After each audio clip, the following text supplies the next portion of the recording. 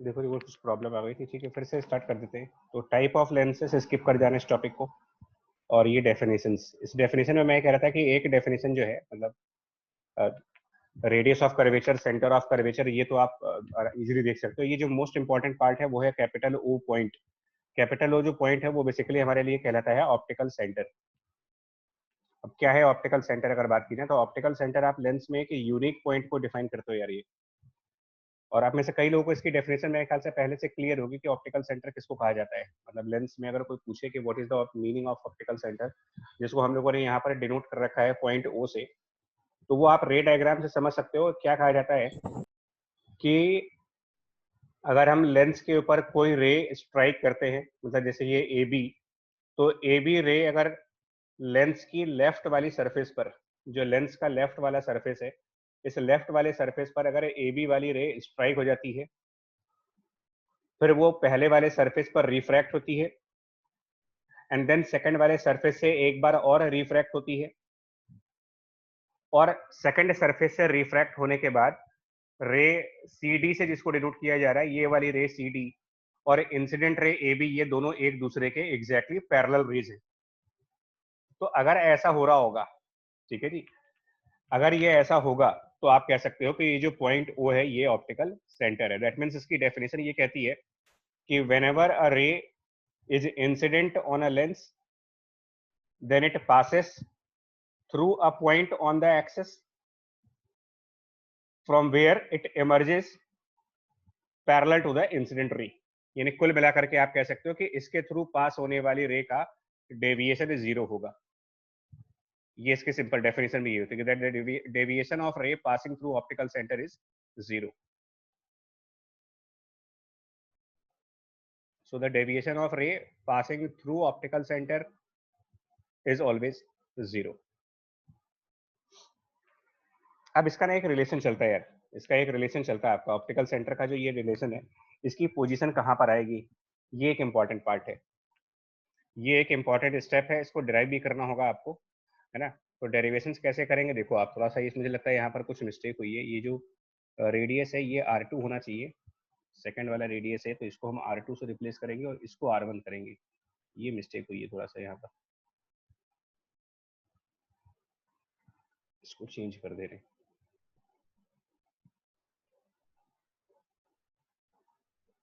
इसके बारे में कोई आइडिया है तुम लोग को यार कि ये जो ऑप्टिकल सेंटर है इसकी लोकेशन कैसे देखी जाती है, मतलब ये एग्जैक्टली कहाँ पर होगा।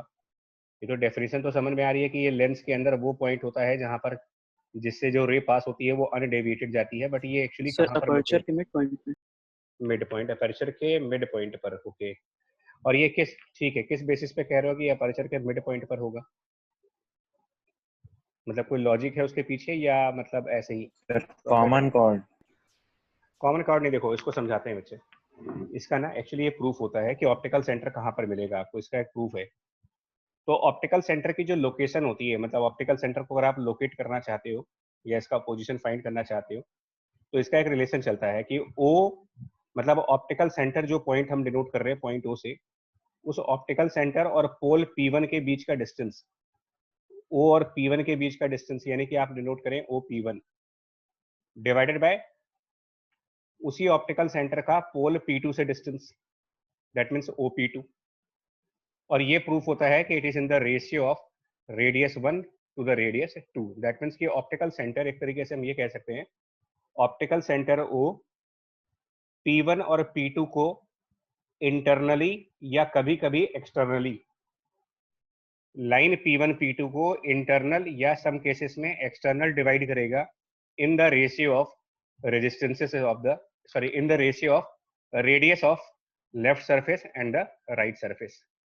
ऑप्टिकल सेंटर हो, इसको कोऑर्डिनेट ज्योमेट्री के पॉइंट ऑफ व्यू से देख सकते हो। इंटरनल डिवाइडर पॉइंट है, P1 P2 सेगमेंट को डिवाइड कर रहे हैं हम पॉइंट ओ से, तो जो डिवीजन होगा वो जिस रेशियो में बनेगा वो रेशियो लेफ्ट सरफेस का radius R1 divided by the right surface का रेडियस R2। ये इसका कंसेप्ट है। और रूल ये कहता है कि अगर दोनों तरफ के सरफेसेस के रेडियस के साइन कन्वेंशन अपोजिट है, जैसे कि इस वाले फिगर में अगर हम बात करें, साइन कन्वेंशन को फॉलो करें अगर, तो लेंस के राइट साइड पर पॉजिटिव साइन कन्वेंशन है और लेंस की लेफ्ट साइड पर नेगेटिव साइन कन्वेंशन है। सेंटर C1 हमारा पॉजिटिव साइड की तरफ है, इसका मतलब इस पर्टिकुलर डायग्राम के लिए R1 पॉजिटिव है और R2 नेगेटिव है। मतलब जो सिचुएशन हमारे सामने दिख रही है स्क्रीन के ऊपर, उस स्क्रीन पर जिस डायग्राम को आप देख रहे हो, मैं इसलिए बार बार बोल रहा हूँ कि टाइप ऑफ लेंसेज कई सारे हैं। तो मेरे पास एग्जाम में या प्रॉब्लम में इनमें से कौन सा टाइप ऑफ लेंस आ रहा है, उसके अकॉर्डिंगली डिसीजन लेना पड़ता है। मैं एक स्पेसिफिक एग्जांपल को लेके चल रहा हूँ, तो उस स्पेसिफिक एग्जांपल में R1 पॉजिटिव है और R2 नेगेटिव है। ऐसे में जहां पर भी R1 और R2 के अपोजिट साइंस आएंगे, वहां ऑप्टिकल सेंटर पोल 1 और पोल 2 के बीचों बीच मिलेगा। बीचों बीच का मतलब मिड पॉइंट नहीं, बिटवीन P1 P2 मिलेगा। और अगर R1 R2 दोनों का पॉजिटिव साइन हुआ या फिर R1 R2 दोनों का नेगेटिव साइन हुआ, तो optical centre outside the lens मिलेगा आपको। मतलब लेंस के बाहर की तरफ, या तो लेफ्ट साइड मिलेगा ऑप्टिकल सेंटर या फिर राइट साइड मिलेगा।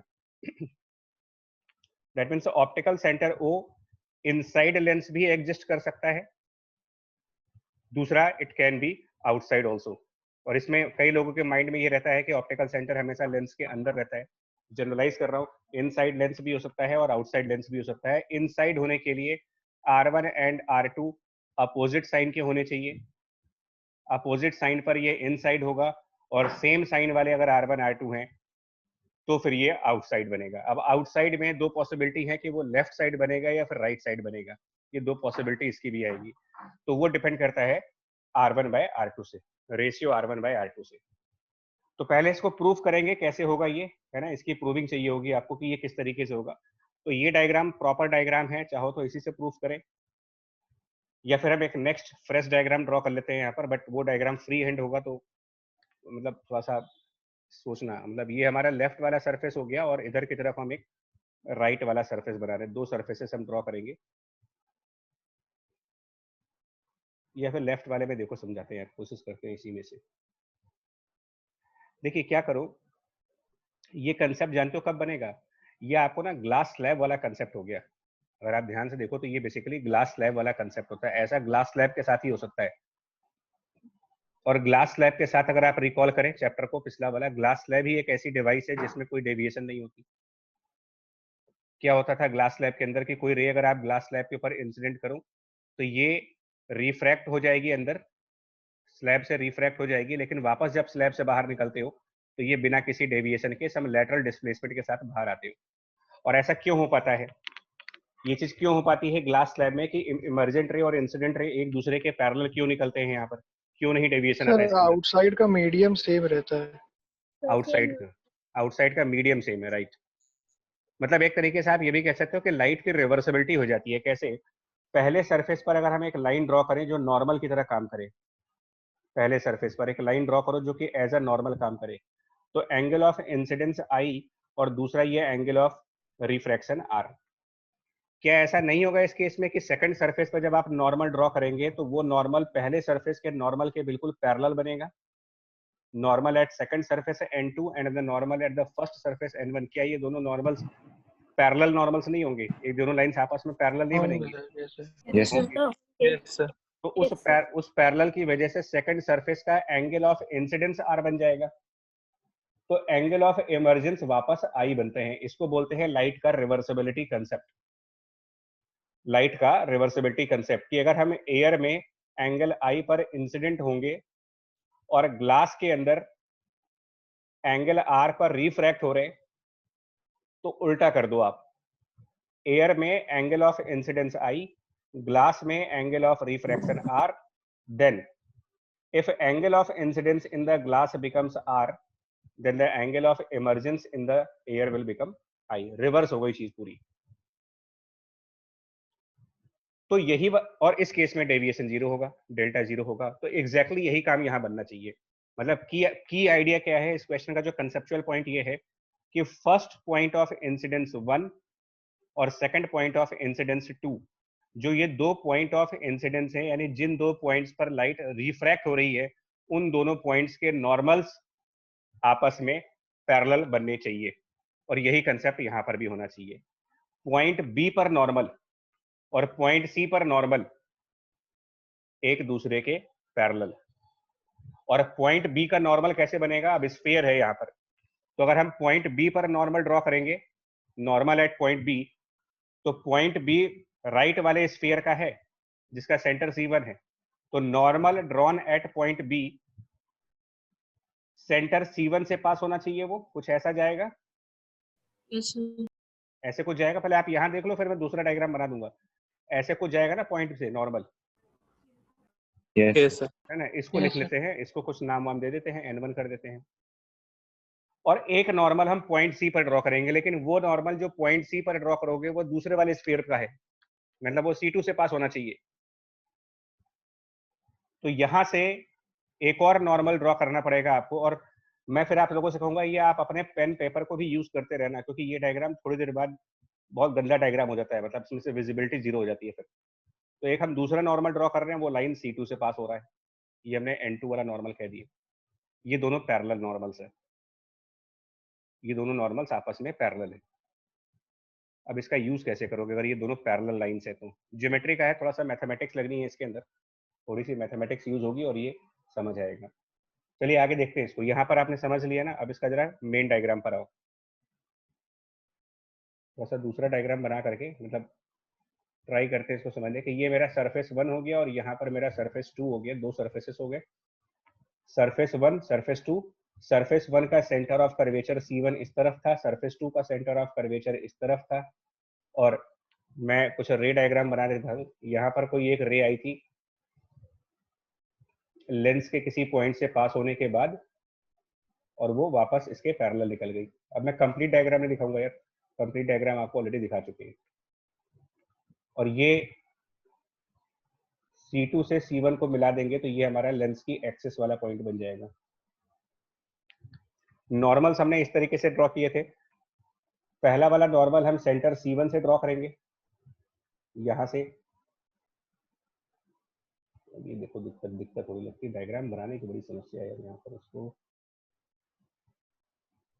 सेंटर C1 को ना थोड़ा सा और बाहर ले जाते हैं, डायग्राम क्लियर बन जाए। ये बात समझ पा रहे हैं कि आप क्या कर रहा हूँ मैं यहाँ पर? यार थोड़ा सा डायग्राम हेल्प कर लोगे ना, समझ लोगे आप? Yes sir. ये सेंटर C1 यहाँ ले आते हैं, ताकि मतलब डायग्राम बने, लिखने की जगह होनी चाहिए। और C2 वाला नॉर्मल जब दिखाएंगे तो कैसा बनेगा वो देखो। C2 वाला नॉर्मल, तो C2 से हम पॉइंट 2 पर नॉर्मल, हाँ ये ठीक है। अब ये थोड़े से पैरेलल दिख भी रहे, है ना? अब सही है डायग्राम। तो ये मेरा N2 वाला नॉर्मल हो गया और ये वाला N1 वाला नॉर्मल हो गया। तो सिचुएशन ये बननी चाहिए, इंसिडेंट रे और नॉर्मल 1 के बीच में एंगल I बनना चाहिए, फिर यहाँ से जो रिफ्रैक्शन हुआ है ये R बनना चाहिए, फिर यहाँ पर वापस एंगल R बनना चाहिए, और बाहर जब निकल के आएंगे तो ये फिर से एंगल I बनना चाहिए। अब क्लियर है डायग्राम, या आई मीन क्या हुआ है ये समझ में आ रहा है? यस। चलो ठीक है। अब देखो हम कौन से प्रूविंग करेंगे। ये P1 पॉइंट था, ये P2 पॉइंट था, और रे जिस पॉइंट से पास हुई है ये O पॉइंट था, यहाँ पर इसको O पॉइंट कह रहे हैं। यहाँ थोड़ा सा स्पेस ले आए नहीं तो ठीक है। अब एक काम करो बच्चा, आप ना इसको, हम लोगों ने कौन सा नाम दिया था यार? ए शायद नाम क्या था इसका? ए नाम था, ये बी था शायद, ये पॉइंट सी था, ये डी था। चलो जी, कैसे प्रूफ करेंगे? कोई आइडिया है आप लोग को? लग रहा है इसमें किस तरीके से प्रूविंग की जा सकती है? देखो सर एक लेटरल डिस्प्लेसमेंट का जो फॉर्मूला बताया था सर, उससे कुछ यहाँ पे होगा क्या सर? नहीं, लेटरल डिस्प्लेसमेंट से कोई जरूरत नहीं है, वैसे ही हो जाएगा ये। मतलब अगर वैसे भी थोड़ा सा कोई साइन रूल, कोसाइन रूल, इस टाइप की चीजें ना, कुछ ट्रायंगल वायंगल बना करके ये प्रूफ किया जा सकता है। अब मतलब बहुत सारे तरीके हैं इसको प्रूफ करने के ज्योमेट्रिक के हिसाब से, बट थोड़ा सा अगर आप लोग को समझ में आ रहा कुछ तो बताओ, नहीं तो मैं तो डायरेक्ट अभी कर दूंगा। बट कुछ मतलब अगर हम C2 को B से मिला दें और C1 को पॉइंट C से मिला दें, और कुछ ट्रायंगल वायंगल बन पाए जिसके थ्रू हम हेल्प ले पाए इसकी, मतलब कुछ ऐसा कर ले तो देख लो आप इसमें, अगर कुछ बन सकता हो उस हिसाब से। तो N1 N2 पैरेलल लाइंस है, इसका ध्यान देना है आपको। N1 N2 की जो लाइंस है वो आपस में पैरेलल लाइंस है। और रेडियस ऑफ कर्वेचर का नाम, ओ बी C1 और ओ C2C सर, ये दोनों सिमिलर हो जाएंगे। O B C1 and O C2C। देख लीजिए, ये पॉइंट सिमिलर होंगे कि नहीं होंगे? यस सर होंगे। सर कैसे? एंगल एंगल प्रॉपर्टी से हो जाएंगे सर, एक्चुअली वो वर्टिकली sir. ऑपोजिट एंगल बनेंगे तो वो सिमिलर हो जाएंगे। ठीक है, तो अब ट्रायंगल कौन सा बताया? Triangle O, sir O B C1, क्योंकि बाकी लोग को भी समझाना ना। हाँ, और ट्रायंगल दूसरा कौन सा ले रहे हो? सर ओ C2C। चलो बाकी लोग भी कंफर्म कर ले यार इसको। ओ बी C1 और ट्रायंगल ओ B2C, इनका कहना है कि सिमिलर ट्रायंगल्स हैं ये। Yes, sir. श्योर है ना आप लोग? Yes sir. Yes sir. चलिए, तो ओ C2C मतलब कहाँ है वो ट्रायंगल ओ C2C, और एक ये, ठीक है, मतलब थोड़ा सा इसको शेडेड कर दें अगर, तो शायद ये इस ट्रायंगल की बात हो रही है। वो कलर तो दिखेगा नहीं आपको, मैंने येलो कलर यूज किया इसलिए दिखेगा नहीं, बट है ना, ये दो ट्रायंगल्स की बात कर रहे हैं ना आप? ठीक है, तो अभी Yes, क्या लिख सकते हो इसके हिसाब से यार, रेशियो प्रोपोर्शन के हिसाब से क्या लिख सकते हो? क्या ये लिखा जा सकता है कि OC2 divided by OC1 should be equal to OC2 divided by, है ना, should be equal to I think CC2 divided by BC1। Check करना है इसको एक बार, कंफर्म कर लेना इस चीज को। बोलो।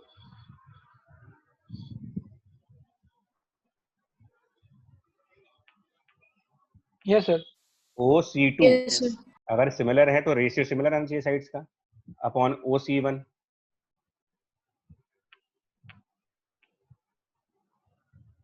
सर दूसरे वाले ट्रायंगल अगर नाम चेंज कर देंगे तो हो जाएगा सर, वो OCC2 हो जाना चाहिए। OCC2 तो वही तो लिखा है ना, OC2। हाँ सर बस वही वही। अच्छा, मतलब नाम लिखने के ऑर्डर में आप लोग कंफ्यूजन हो रहा है क्या? ओके, सही है वैसे। ये रेशियो नहीं आएगा यार। यस सर यही आएगा, यही Yes, आएगा। sir. चलिए जाओ। Yes, अच्छा, sir. अब OC2 को क्या लिखेंगे? देखो OC2 को लिखना, OC2 को लिखने के लिए हम लिखेंगे ध्यान से P2C2 माइनस OC2 लिखने के लिए आप लिखोगे P2C2 minus sir OP2। OP2, हाँ, डिवाइडेड बाय OC1 को लिखने के लिए, OC1 लिखने के लिए P1C1 minus OP1। This is now CC2 divided bye C1B, या फिर BC1, कुछ भी लिख दे, उसको बात एक ही है। अब इनको वैल्यूज पुट करो। P2C2 क्या है एक्चुअल में देखा जाए तो? P2C2 क्या डिस्टेंस है? R2. R2। अगर साइन कन्वेंशन लगाएंगे तो माइनस R2। OP2 तो निकालना है मेरे को, इसको छोड़ देते हैं। नीचे P1C1 R1 minus OP1। What is CC2 distance? देखो जरा, CC2 क्या ये रेडियस नहीं है? Yes, sir. कौन सा रेडियस है ये? CC2। R. R2. ये इस पॉइंट C सेकंड सरफेस पर है यार, पॉइंट C सेकंड सरफेस पर है, और C2 सेकंड सरफेस का सेंटर है। ये R2 हो गया, डिवाइडेड बाय R1। सर उसको माइनस R2 नहीं लिखेंगे? मतलब माइनस है ना? लिखेंगे लिखेंगे R2 लिखेंगे, में। लिख रहे हैं बच्चा, लिख रहे हैं। पहले ये तो देखो R2 बाई R1 हुआ ही है। मैग्नीट्यूड तो उसे समझ में आ रहा है कि CC2 R2 के बराबर है, पहले ये समझ लो ना आप। ये डिस्टेंस R2 है और BC1 R1 है, ये तो पहले समझे। अब क्या रखोगे? एक को माइनस R2 और एक को प्लस R। क्या बनेगा? इसको जरा क्रॉस मल्टीप्लाई वगैरह करके देखो क्या बनता है इससे। अगर हम इसको क्रॉस मल्टीप्लाई कर दें चीजों को, क्या बनेगा रिजल्ट?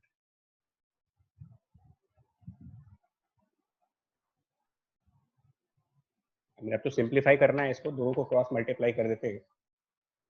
चेक करो OP1 बाई OP2 कितना बन रहा है इसके हिसाब से, अगर हम इक्वेशन सिंप्लीफाई करें।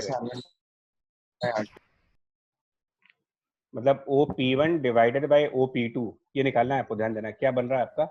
माइनस माइनस R1 तो देखो यहाँ पर तो माइनस साइन इसलिए अपीयर हुआ, यहाँ पर माइनस साइन इसलिए अपीयर हुआ क्योंकि जो आपने डेरिवेशन करी है उसमें एक नेगेटिव रेडियस और एक पॉजिटिव रेडियस है। बट मैग्नीट्यूड वाइज ये R1 बाई R2 प्रूफ हो रहा है ना। माइनस साइन को भी छोड़ दो आप, माइनस साइन, क्योंकि ये माइनस साइन किसी किसी न्यूमेरिकल में प्लस भी आ सकता है, वो तो डिपेंड करेगा आपके R1 R2 के साइन कन्वेंशन कैसे हैं। बट ये तो प्रूफ हो रहा है ना कि OP1 डिवाइडेड बाय OP2 की वैल्यू R1 बाई R2 होगी।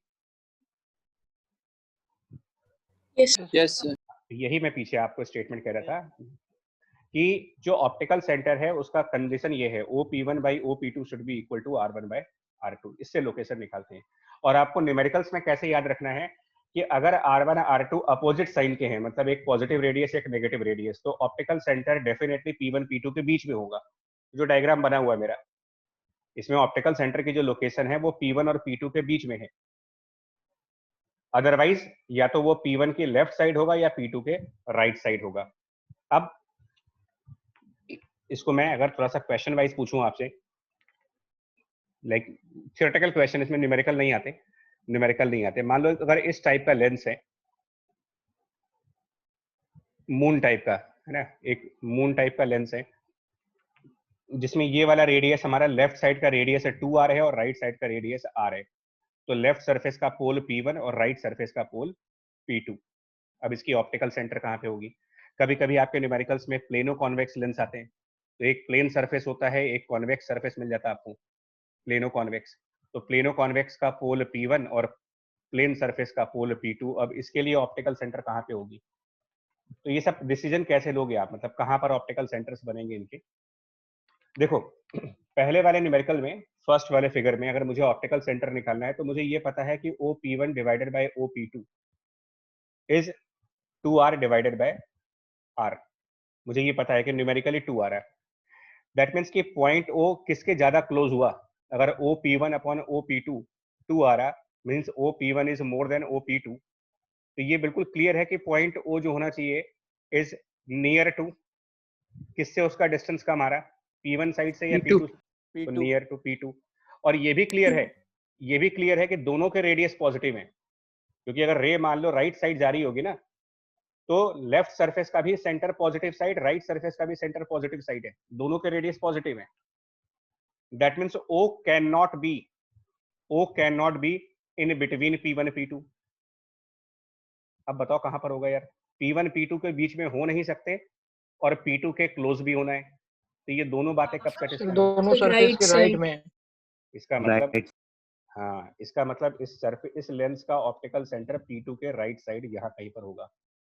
तो लेंस के बाहर भी ऑप्टिकल सेंटर हो सकते हैं, ये बात ध्यान रखिएगा। कोई जरूरी नहीं है कि लेंस के अंदर ही रहे हमेशा ऑप्टिकल सेंटर। नाउ प्लेनो वाले में तो प्लेनो वालों में पहला सरफेस जिसको हम P1 कह रहे हैं उसका रेडियस हम r लिख देंगे, और प्लेन सरफेस वाले को हम R2 कहते हैं और R2 को इन्फिनिटी कह देंगे।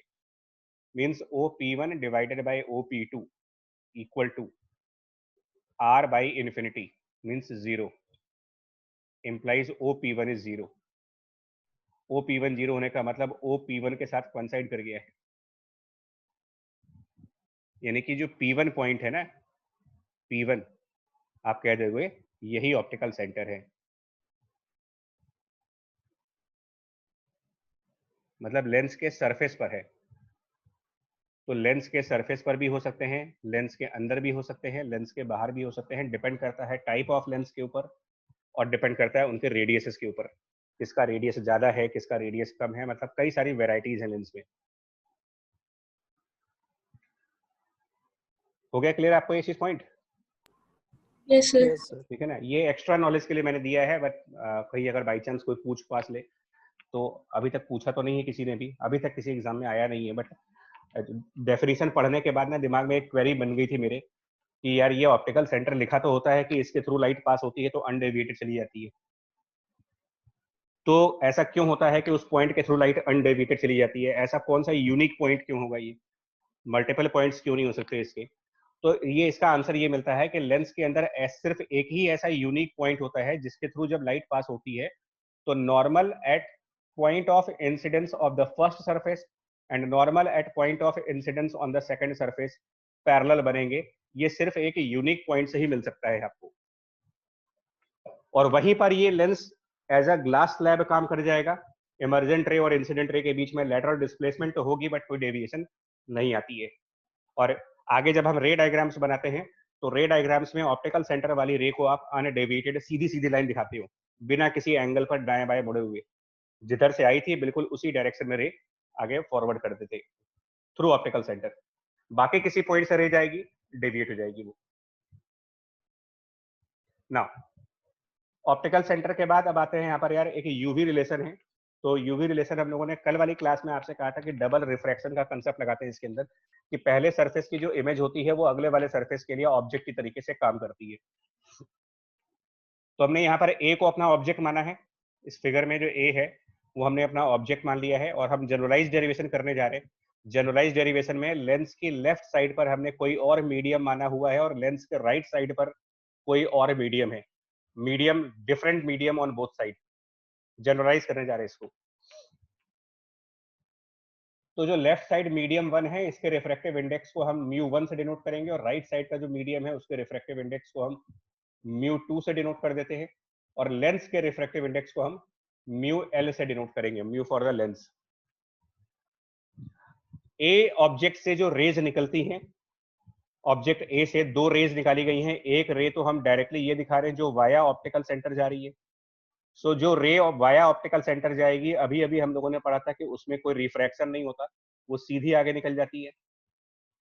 और जो रे किसी और पॉइंट पर जाएगी तो वो पहले वाले सरफेस से रिफ्रैक्ट होती है।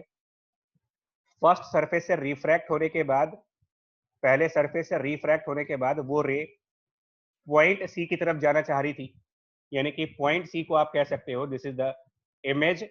मतलब अगर सेकंड सरफेस सामने ना आता तो image due to first refraction कह सकते हो आप। पहले रिफ्रैक्शन से पॉइंट सी पर इमेज बन रही थी, बट ये इमेज बन नहीं पाएगी। क्यों? पहले सरफेस की जो रे है वो रिफ्रैक्ट होने के बाद टुवर्ड्स पॉइंट सी जाना तो चाहती थी, लेकिन थोड़ी देर ट्रेवल करने के बाद सेकंड सरफेस आ गया जिसकी वजह से वो फिर रिफ्रैक्ट हो गई एंड अल्टीमेटली बी पॉइंट पर इमेज बनेगी। फाइनल इमेज आपकी बी पॉइंट पर बनेगी। तो अब इसमें क्या करेंगे यार, फर्स्ट और फॉर्मूला इसमें ये लगाएंगे, देखो ये वाला फॉर्मूला यूज करेंगे, μ2 by v minus μ1 by u equals to μ2 minus μ1 by r वाला फॉर्मूला। तो ये फॉर्मूला आपको यूज करना है। तो ये बताओ रिफ्रैक्शन एट फर्स्ट सरफेस के लिए क्या लगाएंगे? जो पहले सरफेस पर रिफ्रैक्शन हुआ है, refraction at the first surface, क्या फॉर्मूला लगाएं उसके लिए बताइएगा। उसमें μ1 μ2 सब क्या रखेंगे? यहाँ पर जो μ1 μ2 लिखा है इससे कंफ्यूज मत करना। फॉर्मूले में μ2 और μ1 का मतलब होता है, μ1 मतलब जब लाइट इंसिडेंट हुई है तो कौन सा मीडियम था, और μ2 मतलब रिफ्रैक्ट होने के बाद कौन सा मीडियम है। तो जब हम पहले सरफेस पर जा रहे हैं, फर्स्ट सरफेस पर, तो लाइट रे इस मीडियम 1 से जा रही है और रिफ्रैक्ट होने के बाद वो लेंस के अंदर जा रही है, लेंस के अंदर। That means mu of lens. तो μ2 की जगह सब्स्टिट्यूट करके लिखोगे म्यू लेंस डिवाइडेड बाय, अभी v की जगह हम बाद में देख लेंगे, और μ1 अपॉन u ऑब्जेक्ट डिस्टेंस। तो ऑब्जेक्ट डिस्टेंस ये u रखेंगे equals to mu lens minus μ1 divided by radius, पहले सरफेस का यूज करेंगे r1। अब यहाँ पर v कौन सा डिस्टेंस होगा? तो v मतलब पहले सरफेस की जो इमेज बन रही है वो डिस्टेंस, और पहले सरफेस की इमेज मतलब पॉइंट सी की बात कर रहे हैं। तो मान लेते हैं कि जो पॉइंट सी है वो इस लेंस से v1 डिस्टेंस पे है, यानी यहाँ पर पुट करोगे v1। ये स्टेप क्लियर हुआ हो तो बता दें, और डाउट है तो बता दें। सर यू के पहले नेगेटिव सर वो माइनस यू। नहीं, साइन कन्वेंशन के अलावा का पॉइंट बताइए आप। साइन कन्वेंशन के अलावा जो बातें हुई है वो समझ आ रहा है? Yes sir. Yes sir. Sign convention यहाँ पर नहीं पुट करते हैं, बता दें आपको। प्रॉब्लम क्या है मैं बता रहा हूँ।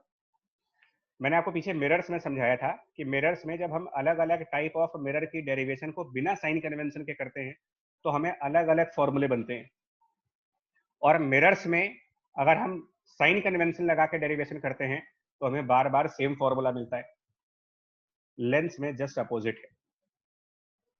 अगर आप लेंस में फॉर्मूले को डिराइव करते वक्त साइन कन्वेंशन लगाते हो तो अलग अलग टाइप ऑफ लेंसेज के लिए अलग अलग फॉर्मूले बन जाते हैं, और अगर हम बिना साइन कन्वेंशन के प्रूविंग करते हैं तो हमें अलग अलग टाइप ऑफ लेंस के लिए सेम फॉर्मूला बन जाता है। ये थोड़ा सा दोनों में, मतलब रिफ्रैक्शन में और रिफ्लेक्शन की ये बड़ी प्रॉब्लम्स है। यानी यहाँ के डेरिवेशन करते वक्त हमने कोई साइन कन्वेंशन नहीं लगाया है ताकि हमको जो फॉर्मूला मिले वो सिर्फ कॉन्वेक्स लेंस के लिए ना मिले, जनरलाइज मिल जाए। अगर आप यहाँ पर साइन कन्वेंशन लगा करके डेरिवेशन करोगे तो formula specific type of lens के लिए हो जाएगा, हर एक टाइप ऑफ लेंस के लिए सेम फॉर्मूला नहीं यूज होता। फिर ये एक थोड़ा सा प्रॉब्लमेटिक चीज है। तो इसको एज इट इज छोड़ेंगे, कोई साइन कन्वेंशन हम नहीं फॉलो करने जा रहे हैं इसके अंदर। और रिफ्रैक्स, हाँ जी सर, जब जो रिजल्ट आएगा सर उसमें अगर जब न्यूमेरिकल सॉल्व करेंगे तो भी बिना साइन कन्वेंशन? नहीं, तो लगाएंगे। मैं कर रहा हूँ अभी एक डेरिवेशन कर लेने दो और मैं ये प्रॉब्लम दिखाऊंगा अभी कि इसमें प्रॉब्लम क्यों आती है, लेंस के डेरिवेशन में क्यों प्रॉब्लम है। मतलब ये अजीब चीज होती है कि मिरर के फॉर्मूले को डिराइव करते वक्त डेरिवेशन में भी साइन कन्वेंशन और न्यूमेरिकल में भी साइन कन्वेंशन, लेकिन लेंस को डिराइव करते वक्त डेरिवेशन में साइन कन्वेंशन नहीं है, न्यूमेरिकल में साइन कन्वेंशन है। और इन दोनों के पीछे का मेरा इंटेंशन सिर्फ ये है कि हमें मल्टीपल फॉर्मूले नहीं याद करने पड़े। तो मिरर में सिंगल फॉर्मूला तब बनता है जब डेरिवेशन में साइन कन्वेंशन लगता है, लेंस में सिंगल फॉर्मूला तब बनता है जब डेरिवेशन बिना साइन कन्वेंशन के की जाए। अब देखिए एक और चीज, रिफ्रैक्शन एट सेकंड सरफेस।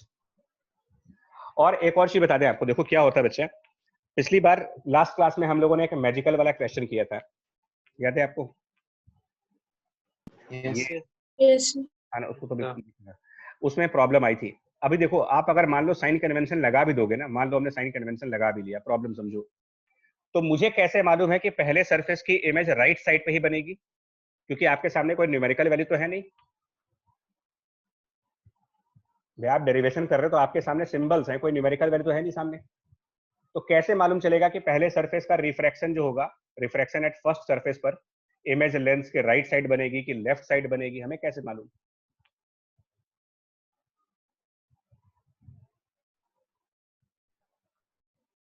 बात समझ में आ रही कि नहीं आ रही आपको ये चीज, प्रॉब्लम? यस तो हमने, और उसमें क्या हुआ था उस मैजिकल क्वेश्चन में लास्ट क्लास वाले में, हमने कहा था कोई भी केस मान करके फॉर्मूला बना लो, अल्टीमेटली तो सारे एक ही फॉर्मूले आए थे। ये रीजन होता है कि हम रिफ्रैक्शंस के इस न्यूमेरिकल को डिराइव करते वक्त कोई साइन कन्वेंशन नहीं लगा रहे, बिकॉज विदाउट न्यूमेरिकल वैल्यू हमको यही नहीं मालूम है कि फर्स्ट सरफेस का रिफ्रैक्शन होने के बाद इमेज राइट साइड पर बनेगी या फिर लेफ्ट साइड पर बनेगी, नहीं मालूम मुझे। मैंने तो राइट साइड दिखा दिया है, मुझे क्या पता राइट साइड बनेगा? हो सकता है किसी न्यूमेरिकल में ये पहले सरफेस की रिफ्रैक्शन डाउनवर्ड डायरेक्शन में होने की बजाय ऊपर रिफ्रैक्ट हो जाए लाइट, तो इमेज पीछे बन जाए। तो मुझे इस V1 के बारे में कोई आइडिया ही नहीं लग रहा, इसलिए हम बिना साइन कन्वेंशन के करते हैं लेंस को। सेकंड सरफेस पर बताओ, सेकंड सरफेस पर। सर हाँ जी, सर मेरा ऑप्टिकल सेंटर को लेके क्वेश्चन है सर। तो जैसे मान लीजिए कि लेंस के अंदर जो रिफ्रैक्टिव सरफेस मतलब रिफ्रैक्टिव इंडेक्स है सर, अगर वो वेरिएबल हो जाए सर, तो तब क्या हमारी जो बच्चा ऑप्टिकल सेंटर है वो बदल जाएगा? भैया एक मिनट सुनो, हाँ ऑब्वियसली बदल जाएगा, पर पहली बात एक बात बताओ, आप थिन लेंस पढ़ रहे हो यार, इसको जीरो थिकनेस माना है, जीरो थिकनेस में क्या वेरिएशन करेंगे हम लोग? हमारा वो तो थिक लेंस ओके होगा तो रेलिवेंट हुआ, बट थिन लेंस में वेरिएशन का कोई लॉजिक बन नहीं रहा। फिर भी अगर बदलेगा तो हाँ चेंज होगा, वो थियोरेटिकल आंसर है कि सर। हाँ तो क्या मल्टीपल्स आएंगे या सिर्फ एक ही आएगा?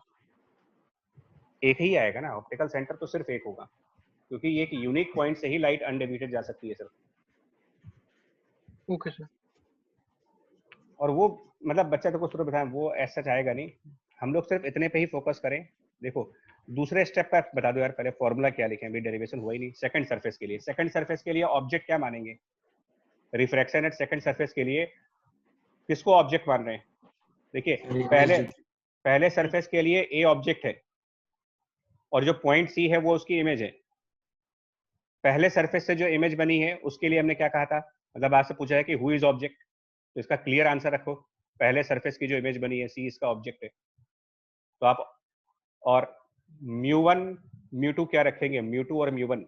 तो सेकंड सरफेस पर जब हमारा इंसिडेंस हो रहा है तो रिफ्रैक्शन के बाद हम लोग मीडियम 2 में जा रहे हैं, तो हम रखेंगे मीडियम 2 का refractive index upon the final image की डिस्टेंस। और सेकंड सरफेस के रिफ्रैक्शन से पहले हम लोग लेंस में थे, तो हम लोग यहाँ पर म्यू ऑफ लेंस पुट करेंगे, और ऑब्जेक्ट डिस्टेंस की जगह पॉइंट सी का डिस्टेंस होना चाहिए जो कि v1 माना गया है, equal to μ2 minus μl divided by r2। ठीक है, ये दोनों इक्वेशंस यस सर ठीक है। Yes sir. अब आप एक काम करें, दोनों को सिंपली ऐड कर दो, काम खत्म हो जाता है यहाँ से। दोनों को ऐड कर दीजिए, दोनों इक्वेशंस यहाँ को ऐड कर दो और सॉल्व हो जाएगा। ये क्या बनेगा रिजल्ट देखो, दोनों इक्वेशंस को अगर मैं ऐड कर देता हूँ यहाँ पर, सो फाइनली आपके पास ये आ जाएगा μ2 by v minus μ1 by u is equal to μ2 minus μ1 divided by sorry mu lens minus μ1 divided by r1 and plus μ2 minus mu lens divided by R2। तो डेरिवेशन आसान है, इसमें कुछ करना नहीं है, दोनों सरफेस की इक्वेशन लिख करके ऐड कर देनी है और ये रिजल्ट लर्न करना है, आपको याद रखना है with meaning of symbols. μ2 lens के दूसरे साइड का मीडियम है, μ1 जिधर ऑब्जेक्ट था उधर वाला मीडियम है, मतलब जहां से लाइट इंसिडेंट कराई जा रही है वो मीडियम। μ2 लेंस के अदर साइड का मीडियम है। μl लेंस के मटेरियल का रिफ्रैक्टिव इंडेक्स है। R1 जिस सरफेस पर लाइट पहले स्ट्राइक करेगी उसका रेडियस, और R2 जिस सरफेस से लाइट बाद में निकलेगी वो R2 है। U object distance and V ultimately जो इमेज बनेगी दोनों सरफेस के रिफ्रैक्शन होने के बाद, दोनों सरफेस के रिफ्रैक्शन के बाद जो इमेज बनेगी उसकी लोकेशन हम लोग V से फाइंड करेंगे। इसको एक एग्जांपल के थ्रू दिखा दे रहे हैं आपको। जब न्यूमेरिकल करेंगे तब साइन कन्वेंशन लगाएंगे। तो ये न्यूमेरिकल है सामने, देखिए इसको करना है। इसमें क्या है, ऑब्जेक्ट 0.9 मीटर यानी कि 90 सेंटीमीटर पे ऑब्जेक्ट रखा जा रहा है। ए लेंस के दो सरफेसेस है, राइट साइड वाटर है, ठीक है। तो इसका रिफ्रैक्टिव इंडेक्स, मतलब इस तरफ वाटर है, इसका रिफ्रैक्टिव इंडेक्स 4/3 मेंशन्ड है। लेंस का रिफ्रैक्टिव इंडेक्स मेंशन है 3/2 का, और लेफ्ट साइड पर एयर। तो दोनों तरफ अलग अलग मीडियम्स हो गए, और इक्वी कॉन्वेक्स है, मतलब कि दोनों तरफ का रेडियस सेम है, और उसका रेडियस है वो 30 सेंटीमीटर है। मतलब R1 और R2 सेम रेडियस के हैं, दोनों की वैल्यू 30 है। चेक कर लो कहां पर आंसर आएगा। सीधा सीधा फॉर्मूला यूज करना है, straightforward formula based question है, स्ट्रेट फॉरवर्ड फॉर्मूला। लेकिन याद रहना चाहिए μ2/v minus μ1/u equals to mu of lens minus μ1 divided by R1 plus mu of 2 minus mu of lens divided by R2। और symbols भी पता होने चाहिए कि कौन से सिंबल का क्या मतलब है। तो यहाँ पर μ1 क्या है, μ2 क्या है, म्यू लेंस क्या है, R1 क्या है, R2 क्या है और U क्या है। बस इतना सा आप आइडेंटिफाई करो। तो आप देखो μ1 मतलब जब रे आएगी, सबसे पहले आप जब रे दिखाओगे तो ऑब्जेक्ट ए से कोई रे आएगी तो पहले वो एयर से आएगी, तो μ1 एयर यानी कि 1। μ2 दूसरे साइड लेंस के दूसरे साइड पानी है तो 4/3, mu of lens 3/2, radius of 1। तो जब ऑब्जेक्ट ए से रे आएगी तो सबसे पहले वो जिस सरफेस को स्ट्राइक करेगी, पहला रिफ्रैक्शन, फर्स्ट इंसिडेंस जहां पर हो रहा है, उस सरफेस को आप पूरा कंप्लीट कर लो। पहले वाले इंसिडेंस को, फर्स्ट इंसिडेंस का कंप्लीट स्फीयर बनाओ, उसका सेंटर राइट साइड पर है, यानी R1 positive plus 30, R2 minus 30, U object distance minus 90। फॉर्मूले में रख करके आंसर बताओ क्या आएगा। फाइनली V कितना आएगा इसमें से। सिर्फ कैलकुलेशन सही है यहाँ पर, बट साइन कन्वेंशन सही होना चाहिए तभी कैलकुलेशन भी सही आएगी, अदरवाइज रिजल्ट बनाने वालों का साइन कन्वेंशन कभी नहीं 60 हाँ, प्लस माइनस राइट साइड होगा, मतलब प्लस 60 आ रहा है ना कि माइनस 60 आ रहा है ये। प्लस आएगा। हाँ ठीक है, ठीक है, मान लेते हैं बच्चा कैलकुलेशन सही है आपकी, वैल्यूज पुट अप करके, तो प्लस 60 एज्यूम कर लेते हैं इसको, सही है।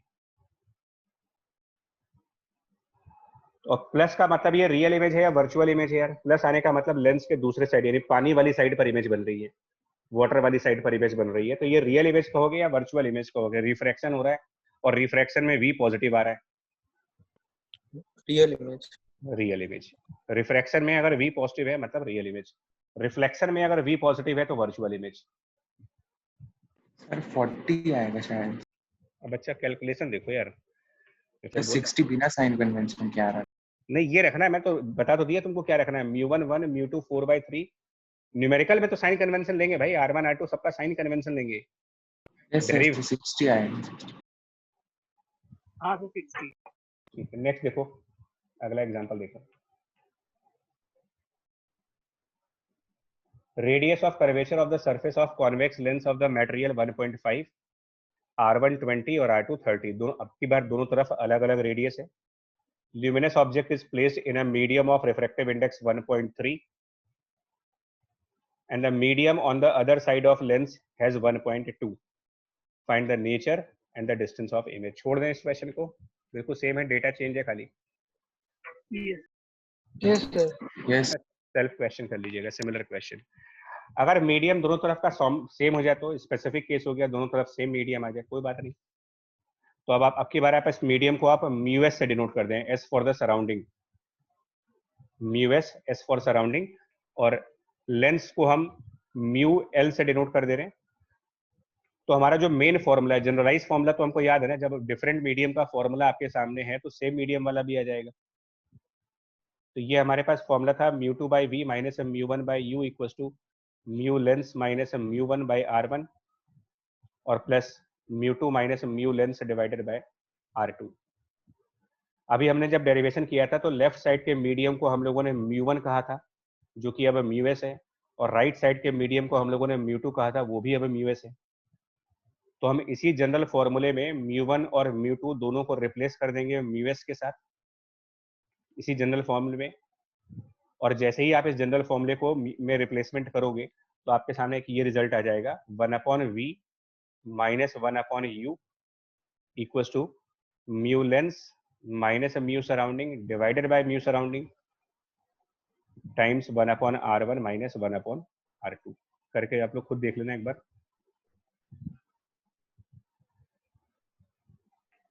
इसको चेक कर लेना ऐसा बन रहा है या नहीं बन रहा यस सर, यही यस सर। है ना। तो मतलब तो इसीलिए मैंने जनरल डेरिवेशन की है, और डेरिवेशन बड़ी आसान है इसकी। जनरल से आप सिंपल जनरल से स्पेसिफिक वाले पे आ सकते हो, सेम मीडियम है दोनों तरफ, तो म्यू वन म्यू टू को म्यू एस कर देंगे, कोई ऐसी बड़ी बात तो है नहीं। तो आप चाहो तो इसको याद करो, या चाहो तो आप जनरल फॉर्मूले को रखो, उसी में म्यू वन म्यू टू की वैल्यू रख देना। स्ट्रेट फॉरवर्ड क्वेश्चन है। एज एग्जाम्पल ये देख लो आप, लेफ्ट सरफेस इसका 20 सेंटीमीटर का रेडियस है, राइट सरफेस की 30 रेडियस है, ग्लास का रिफ्रैक्टिव इंडेक्स 3/2 है, ऑब्जेक्ट ए 60 सेंटीमीटर पे है। मतलब यहाँ पर रेडियस 20 सेंटीमीटर है लेफ्ट वाली, राइट वाली 30 सेंटीमीटर, ये 60 है, और मीडियम लेंस का 3/2 दे रखा है, म्यू ऑफ लेंस गिवन 3/2, और बाहर के बारे में कुछ कहा नहीं है, तो बाहर के बारे में हम बाय डिफॉल्ट एयर मान लेंगे सर। तो सीधा सीधा फॉर्मूला है यार, स्ट्रेट फॉरवर्ड सिंपल सा फॉर्मूला है, 1/v minus 1/u is mu of lens minus mu of surrounding divided by mu surrounding. वही फॉर्मूला जो पीछे भी डिराइव किया है वही चीज है, 1/r1 माइनस 1/r2। वैल्यूज बता दे ताकि ये एंश्योर हो जाए कि आप क्या रखोगे इसमें, म्यू एल क्या रखोगे, म्यू एस क्या रखोगे, r1 क्या रखते हो, r2 क्या रखते हो, और u क्या रखते हो, बस इतना ध्यान रखना है। तो म्यू लेंस ग्लास का है 3/2, सराउंडिंग में एयर है 1, रेडियस 120 है, रेडियस 230 है, और ऑब्जेक्ट डिस्टेंस 60 है। अब इनके साइन कन्वेंशंस, अगर ऑब्जेक्ट हमारा ए पॉइंट पर रखा गया है तो नेचुरल सी बात है कि रे राइट साइड जाएगी। रे राइट साइड जाने का मतलब इधर पॉजिटिव साइड है और इधर नेगेटिव साइड है। तो जो पहला वाला सरफेस है, जो फर्स्ट सरफेस है, उसको अगर मैं स्फीयर से कंप्लीट करूं तो उसका सेंटर कौन से साइड पर जाएगा, आप देख लो। पहले वाले सरफेस को अगर आप कंप्लीट बनाते हो तो उस स्फीयर का सेंटर पॉजिटिव वाले साइड पर है या नेगेटिव वाले साइड पर है। तो फर्स्ट वाली सरफेस का स्फीयर कंप्लीट करने पर वो पॉजिटिव साइड की तरफ सेंटर दिखेगा उसका, तो R1 के आगे प्लॉस्टिंग। सेकंड वाली सरफेस को अगर मैं कंप्लीट स्फीयर में कन्वर्ट करूं तो उसका सेंटर नेगेटिव साइड पर है, तो R2 के आगे माइनस और U के आगे माइनस। आंसर देख लीजिएगा इसका क्या आता है, कर लेंगे इसको क्या है।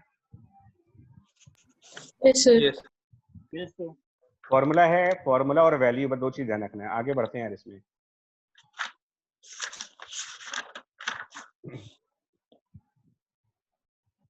क्या करेंगे इसमें, देखो द डिस्टेंस बिटवीन, थोड़ा सा ये क्वेश्चन बाद में करेंगे, फोकल लेंथ का क्वेश्चन है तो इसको छोड़ देते हैं अभी, ये यहाँ नहीं आना चाहिए।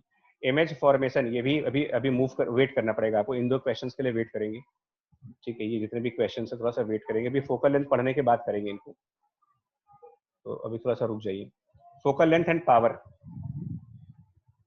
क्या होना चाहिए, तो दो तरीके के लेंसेस हैं यार, कन्वर्जिंग और डाइवर्जिंग।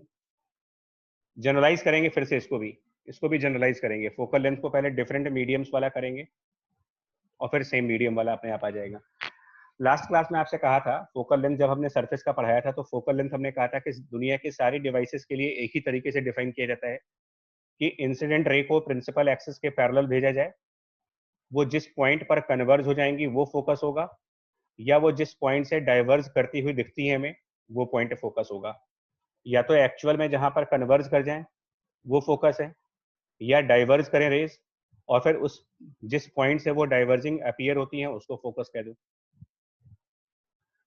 और इनको डिराइव करने का तरीका होता है, मतलब जो यूवी रिलेशन है उसी से आता है ये सब कुछ। यूवी रिलेशन से आता है कि जब आप incident rays parallel to the axis भेजते हो तो आप इसमें ये मान सकते हो कि जो ऑब्जेक्ट प्लेस किया गया है incident ray parallel to the principal axis, तो आप इसमें ये मान सकते हो कि ऑब्जेक्ट टेंडिंग टू इन्फिनिटी है और ये जो फोकस वाला पॉइंट है ये इमेज का पॉइंट यानी कि v इक्वल टू एफ है। तो उसी यूवी रिलेशन से आप इसको निकालो, बस u को इनफाइनाइट कर दें वहां पर। कौन सा यूवी रिलेशन? जनरल वाला, जनरल वाला जो यूवी रिलेशन था ये जो जनरलाइज वाला रिलेशन था इसी में u को इनफाइनाइट कर दें और v की जगह f कर दो, u इन्फिनिटी और v इक्वल टू एफ, बस बन गया फोकल लेंथ। लेंस के फॉर्मूले याद करना ज्यादा आसान है, एक ही फॉर्मूला है, अल्टीमेटली एक फॉर्मूला है सर, उसी में एडजस्ट करते रहो, आपका आंसर आता रहेगा। So μ2 divided by f is equals to mu lens minus μ1 divided by radius of first surface, μ2 minus mu lens divided by radius of second surface, बस यही इसका फॉर्मूला है।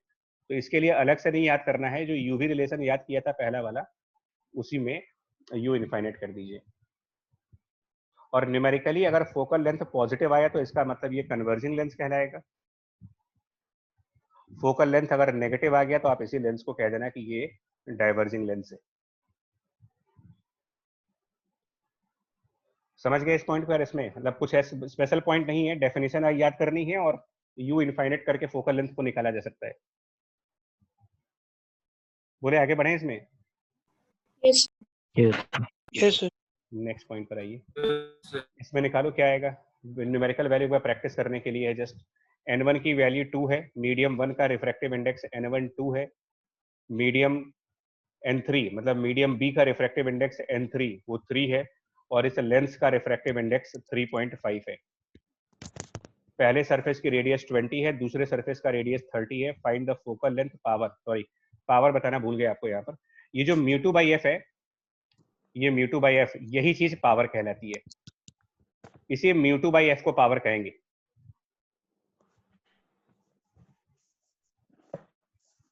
एक बार फिर ध्यान रखना पावर की डेफिनेशन यहाँ पर, पावर μ2 डिवाइडेड बाई एफ को पावर ऑफ लेंस कह रहे हो, 1 बाई एफ को नहीं कह रहे हम यहाँ पर।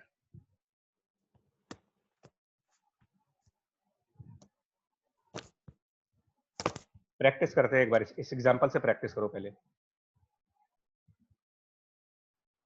अब इसमें भी दो केसेस, ठीक है, दो केसेस कौन सी होंगी बता रहे हैं। अगर रे लेफ्ट साइड से राइट साइड पे जाए तब, तो अगर हम लेफ्ट साइड से राइट साइड पे जाएंगे तो पहले कौन सा सरफेस आएगा, पहले कौन सा मीडियम आएगा, ये सब देखना होता है। तो लेफ्ट से राइट साइड जाएंगे तो पहले मीडियम यानी कि μ1 2 आएगा, उसके बाद लेंस का मीडियम आएगा 3.5 और उसके बाद बी वाला मीडियम आएगा यानी वो μ2 हो गया हमारे लिए 3। रेडियस 1 कितनी आएगी और रेडियस 2 कितनी आएगी एक बार देखते हैं, R1 R2। तो अगर हम लेफ्ट साइड से कोई रे भेजेंगे तो पहले जिस सरफेस को आप टच करोगे उस सरफेस का सेंटर पॉजिटिव साइड पर, तो R1 प्लस 30, और बाद में जिस सरफेस को टच करेंगे उसका सेंटर नेगेटिव साइड पर है तो R2 की वैल्यू -20। ये हो गया, बस इतना सा कलेक्ट कर लो, इन्फॉर्मेशन कलेक्ट करना है और लगाओ इस फॉर्मूले को, μ2 by f equal to mu lens minus μ1 by R1 plus μ2 minus μl divided by R2। Calculate करके बताओ क्या आंसर आता है इस।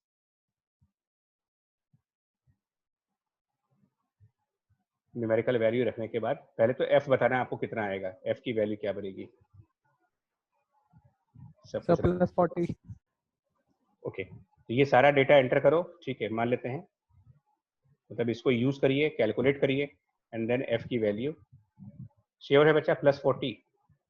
मैं कैलकुलेशंस नहीं करूंगा इसमें, तो क्या यस सर, मैं तो +40 है। हाँ, तो कन्वर्जिंग लेंस हुआ या डाइवर्जिंग लेंस हुआ ये? कन्वर्जिंग। Sir converging. ठीक, पूछा है ना नेचर ऑफ लेंस, तो कन्वर्जिंग हो गया। फोकल लेंथ आ गई, अब पावर कितनी है इसकी? तो power always remember it is μ2 divided by f, but this f should be in unit metre. So μ2 in this numerical is 3। μ2 का मतलब बाद वाला मीडियम, सेकंड टाइम जो मीडियम आएगा, सर 7.5 और ये 7.5 डायप्टर प्लस 7.5 डायप्टर। ये तब है जब रे लेफ्ट से राइट जा रही है। अब इसी में दूसरा केस आएगा, अगर रे आपका है राइट साइड से लेफ्ट साइड की तरफ जा रही हो, राइट टू लेफ्ट, तो जब राइट साइड से लेफ्ट साइड की तरफ आओगे, खुद देख लो आप, राइट साइड से लेफ्ट, तो राइट साइड से लेफ्ट साइड जाने पर पहले कौन सा मीडियम आ रहा, तो ऐसा नहीं लग रहा कि जो पहले वाले मीडियम है वो 3 रिफ्रैक्टिव इंडेक्स वाला है, पहले 3 वाला रिफ्रैक्टिव इंडेक्स आएगा, फिर लेंस वाला आएगा, फिर 2 वाला आएगा, यानी कि जो μ1 रखेंगे वो 3 हो गया, म्यू लेंस 2 हो गया, 2 था, कितना था यार, म्यू लेंस सर 3.5 3.5, तो हाँ भाई 3.5, एंड देन μ2 की वैल्यू 2 हो जाएगी। और R1 R2 क्या रखेंगे, R1 R2 जो लिखा है उस पर मत जाइए, R1 का मतलब पहला सरफेस जिसको रे टच करेगी, सबसे पहले रे किस कौन से, हाँ, तो इसमें जब इधर आएंगे तो पहले आप जिस सरफेस को टच कर रहे हो ना वो R2 वाला है, तो R2 मतलब इसको हम R1 की जगह पर लिखेंगे 20 + 20 और ये चीज -30 सेंटीमीटर। फॉर्मूले को यूज करके फिर देखो क्या बनेगा, यूज फॉर्मूला एंड चेक करो फोकल लेंथ की वैल्यू, और फिर से पावर बराबर μ2 डिवाइडेड बाई f, लेकिन अब की बार f कितना आएगा, फॉर्मूला ये वाला यूज करो, ये वाला फॉर्मूला, बताओ क्या आएगा इसमें सारी वैल्यूज पुट करके,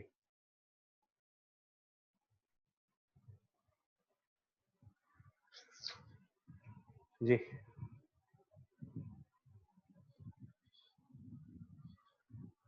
तो 80/3 आ रहा है, ये सर 80/3 आएगा।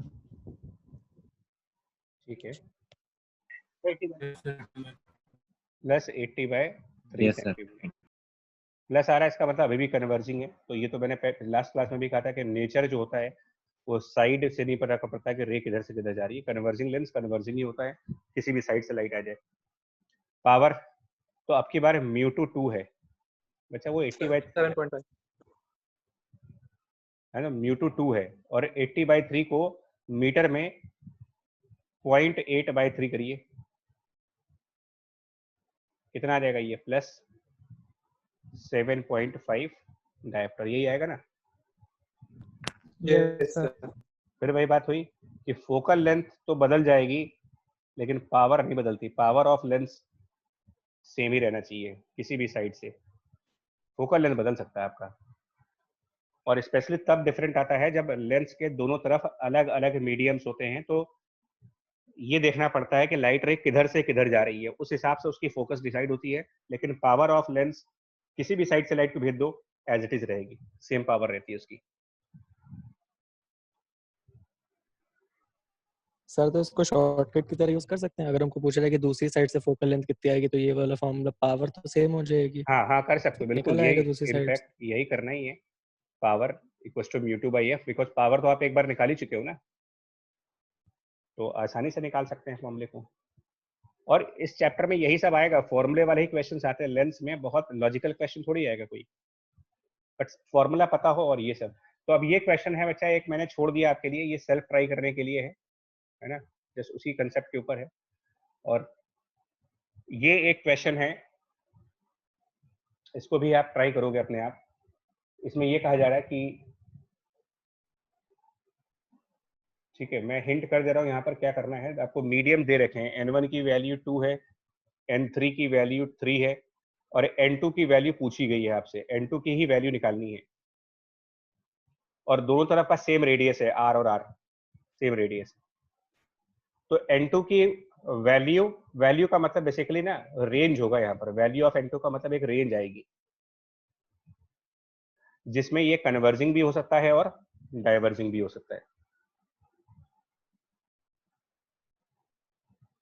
कंडीशंस क्या हैं, कन्वर्जिंग लेंस होने के लिए फोकल लेंथ को पॉजिटिव आना चाहिए और डाइवर्जिंग लेंस होने के लिए फोकल लेंथ को नेगेटिव होना चाहिए।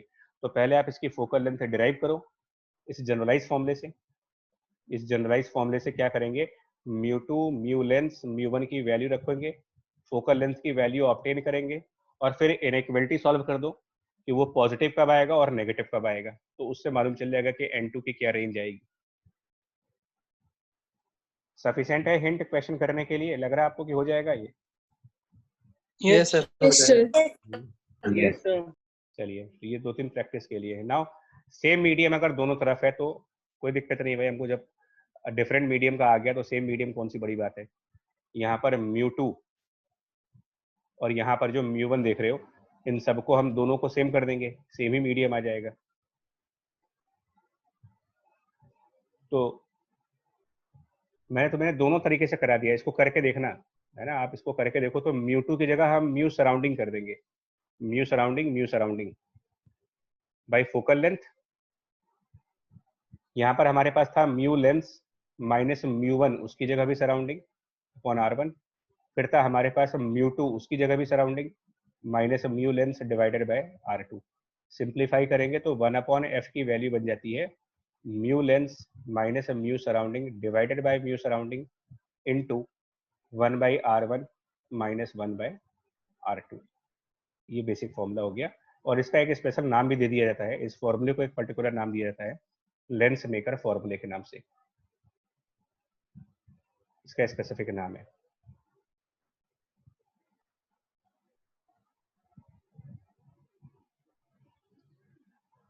और इसमें पावर क्या बोलेंगे, ये तो हो गई फोकल लेंथ का कंसेप्ट। ठीक है जी, पावर के बारे में अगर पूछा जाए तो ये μ2/f था, पीछे भी फॉर्मूला बताया ही आपको, वही फॉर्मूला लगाना है, कुछ अलग नहीं करना आपको, बस μ2 की जगह μs कर देंगे। तो पावर ऑफ लेंस इस केस में mu of surrounding and divided by focal length, बस ये दो कंसेप्ट्स हैं। एज एग्जांपल, अगर इसकी प्रैक्टिस करने के लिए एग्जांपल चाहिए तो ये है, इधर भी n1 इधर भी n2, n1 की वैल्यू 1, n2 की वैल्यू 1। एक बार करके देखो क्या आएगा यार, इसको जरा फॉर्मूला लगा के बताओ क्या आएगा फोकल लेंथ, है ना। फॉर्मूला बहुत सिंपल सा है, इसमें सेम मीडियम है तो आप ये लगाओ mu lens minus mu surrounding divided by mu surrounding times 1/R1 minus 1/R2। क्या बनेगा रिजल्ट। अब इस बार उसको अपने आप करें आप लोग थोड़ा सा, या फिर वैल्यू बताओ कि म्यू एल की जगह क्या रखोगे, म्यू एस की जगह क्या रखोगे, R1 की जगह क्या रखोगे और R2 की जगह। बाकी ये तो उम्मीद कर सकते हैं कि कैलकुलेशन सही होगी। ये सब डेटा बता दो क्या रखेंगे, क्वेश्चन में सब कुछ मेंशन्ड है, स्ट्रेट फॉरवर्ड क्वेश्चन है ये। क्या रखेंगे म्यू लेंस की जगह पर, 2.5 सर इसमें सबसे पहले तो एक साइड डिसाइड करनी पड़ेगी ना सर। इसमें नहीं फर्क पड़ेगा, नहीं सर इसमें नहीं, मतलब टोटल ओवरऑल। इसमें फर्क नहीं पड़ेगा, इसमें सेम ही आंसर आएगा, दोनों तरफ सेम मीडियम है, तो आप लेफ्ट से राइट जाओ चाहे राइट से लेफ्ट आओ, एक ही आंसर आएगा। ओके सेम मीडियम में साइड का फर्क नहीं पड़ता ना, बिकॉज क्या लेफ्ट साइड भी वही चीज है, राइट साइड भी वही चीज है, फर्क नहीं पड़ेगा। आप करके भी देख लेना, न्यूमेरिकल करके भी देखना। R1 जो है वो 20 और R2 की वैल्यू 30, लेकिन अगर हम ये मानते हैं कि लाइट रे इधर से आ रही है, सर आर में डिफरेंस हो जाएगा। नहीं करो, एक मिनट रुको तो मेरी बात, आप चलो अच्छा लेफ्ट से राइट वाला कर लो, लेफ्ट से राइट वाले में। तो इसमें तो आप पहली बार जिस सरफेस को टच करोगे वो R1 है 20 सेंटीमीटर वाला, और इसमें दोनों रेडियस प्लस में नहीं है, दोनों के अगर आप स्फीयर कंप्लीट करेंगे तो क्या दोनों के सेंटर्स राइट साइड पर ही आ जाएंगे। Yes sir. तो दोनों प्लस हो गया, वैल्यू बताओ कितनी आएगी सॉल्व करके एफ की। +40। यस सर +40 चलिए एफ इज +40 सेंटीमीटर, ठीक, कन्वर्जिंग हो गया ये। और पावर, तो power is mu surrounding divided bye F, but in this special case surrounding air है, सराउंडिंग 1 है, 2.5 इसीलिए ये 1/f, सुनो ये 1/f बन जाएगा, यही फॉर्मूला आपके दिमाग में बैठता है, पावर इज 1/f। तो ये स्पेशल केस है जब सराउंडिंग ही 1 रिफ्रैक्टिव इंडेक्स की हो, so it is 1 divided by 0.4, यानी कि +2.5 डायप्टर। ये हो गया। अब सूरज जी ये बताओ, अगर लाइट रे अपोजिट साइड से है तो क्या, सर आ गया सर, समझ में आ गया सर, वो R2 पहले हो जाएगा। लेकिन आंसर सेम आएगा, फोकल लेंथ का भी सेम आंसर आएगा, पावर यस का भी sir same yes answer. Sir. तो ये ध्यान रखने वाला पॉइंट होता है कि अगर लेंस के दोनों तरफ सिमिलर मीडियम्स हैं तो दोनों साइड से सेम फोकल लेंथ आती है, उसकी दो फोकल लेंथ नहीं होती, उसकी यूनिक फोकल लेंथ आती है उसकी। अगला क्वेश्चन है बच्चा, देखो इसमें इसको मैं छोड़ देता हूँ एज अ प्रैक्टिस, क्योंकि सिर्फ कैलकुलेशंस का है तो उसमें कोई लॉजिकल पार्ट नहीं है, खाली n1 n2 दे रखा है, R1 दे रखा है, R2 दे रखा है, सेम क्वेश्चन है, फोकल लेंथ, पावर और नेचर। मतलब मैंने सिर्फ लेंस का टाइप बदल दिया है, यहाँ पर एक अलग टाइप का लेंस है और यहाँ दूसरे टाइप का लेंस है, टाइप ऑफ लेंस बदला है। तो मतलब सिर्फ ये समझाने के लिए, इस चीज की प्रैक्टिस करने के लिए कि आप साइन कन्वेंशन थोड़ा सा अच्छे तरीके से समझ लेना। फॉर्मूला यही लगेगा, साइन कन्वेंशन छोड़ दे रहे हैं इसको, या फिर आपको टाइम दे रहे हैं 1 मिनट का, आप यही बताएं, सेल्फ नहीं है, आप इसको एज ए क्वेश्चन मुझे बताएं कि इसी जगह पर क्या आंसर आएगा। हाँ, आप लोग खुद करें, मैं इसमें से कुछ भी नहीं लिखने वाला, एक्सेप्ट फॉर्मूला लिख दे रहा हूँ। ये तो वैसे भी कॉपी कर लोगे, वैल्यू बता दो क्या आएगी इस क्वेश्चन में, एंड पावर इज 1/f, ये दोनों का आंसर बता दो बस। वैल्यू पुट करो, कैलकुलेट करो और आंसर बताओ। मैं नहीं करूंगा कैलकुलेट इसमें, आप अपने आप देखो कि कौन सा रेडियस क्या लेना है, किसको प्लस में लेना है। सब +24 +24 है ना। मैं मतलब एक तरीके से क्विज टाइप है, आपके लिए क्विज है, आप इमीडिएट आंसर दे दीजिए इसका क्या आएगा। 24 आ रहा, +24, ओके।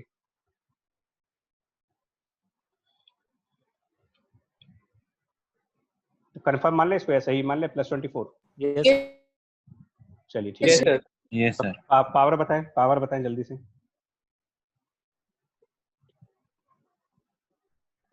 सर 25/6। हाँ मतलब 1 डिवाइडेड बाय 0.24 हो गया डायरेक्टर पे। 4.1 चलिए 4.11 4.1 चलिए जो भी आ रहा। नेक्स्ट, इसी क्वेश्चन में in the lens in the previous problem is taken to some other medium of refractive index 2 and 4/3. तो how does the focal length and the power of lens changes in each case. पिछला question ही है, पिछला question, इसमें जो बाहर का medium 1 था इसको बदल दे रहे,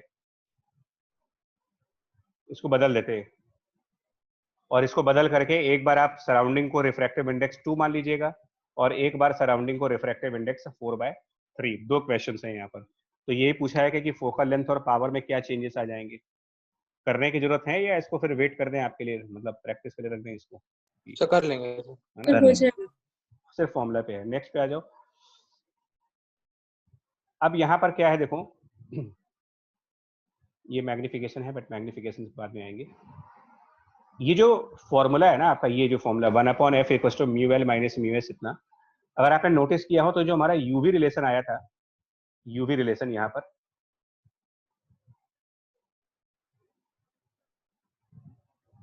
ये जो रिलेशन था, यूवी रिलेशन आपका लेंस के दोनों तरफ जब सेम मीडियम हो, UV relation for thin lens with the same medium on both side.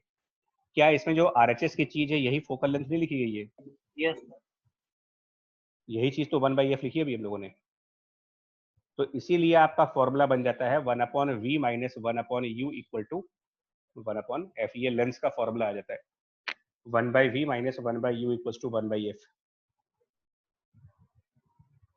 तो जिन न्यूमेरिकल्स में फोकल लेंथ दिया होगा उन न्यूमेरिकल्स में तो आप 1/v - 1/u = 1/f डायरेक्ट लगा दो, और जिनमें फोकल लेंथ नहीं दी गई है उनमें ये वाला फॉर्मूला जो सामने स्क्रीन के ऊपर है, 1/v - 1/u = μl - μs/µs 1/r1 - 1/r2।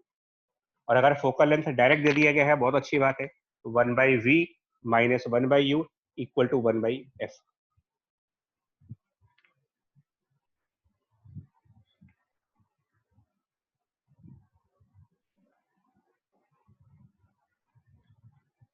ठीक है जी, बोलो।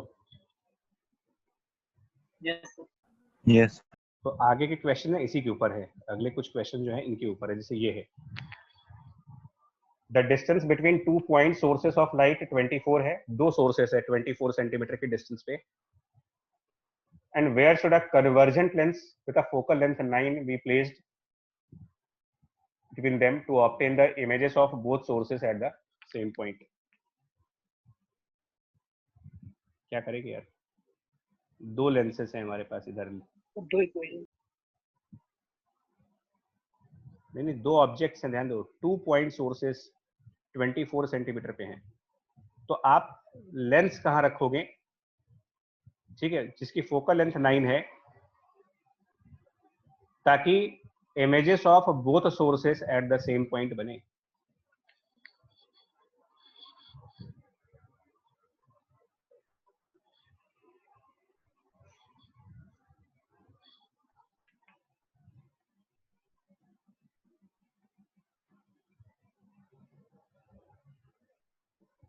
जी बताओ भाई। पहला क्वेश्चन देखो तो ये एक का इमेज डिस्टेंस दूसरे का ऑब्जेक्ट डिस्टेंस हो जाएगा। ठीक, मतलब इसमें पहला देखो, पहला क्वेश्चन तो ये आता है फर्स्ट ऑफ ऑल कि मान लो ये दो सोर्सेस हैं, क्वेश्चन के हिसाब से ये 24 सेंटीमीटर पे है। फर्स्ट 3 ही पॉसिबिलिटी हैं, या तो लेंस दोनों के लेफ्ट हो। भाई एक पॉसिबिलिटी क्या है कि आप लेंस को दोनों की लेफ्ट साइड पे रखो, एक पॉसिबिलिटी ये है कि लेंस को दोनों के बीच में रखो, और एक पॉसिबिलिटी ये है कि लेंस को दोनों के राइट रखो। तो इन्हीं में से कुछ एक रखोगे आप। पॉसिबल केस 1, 2 और पॉसिबल केस 3, इनमें से कौन सी चीज पॉसिबल हो सकती है यहाँ पर?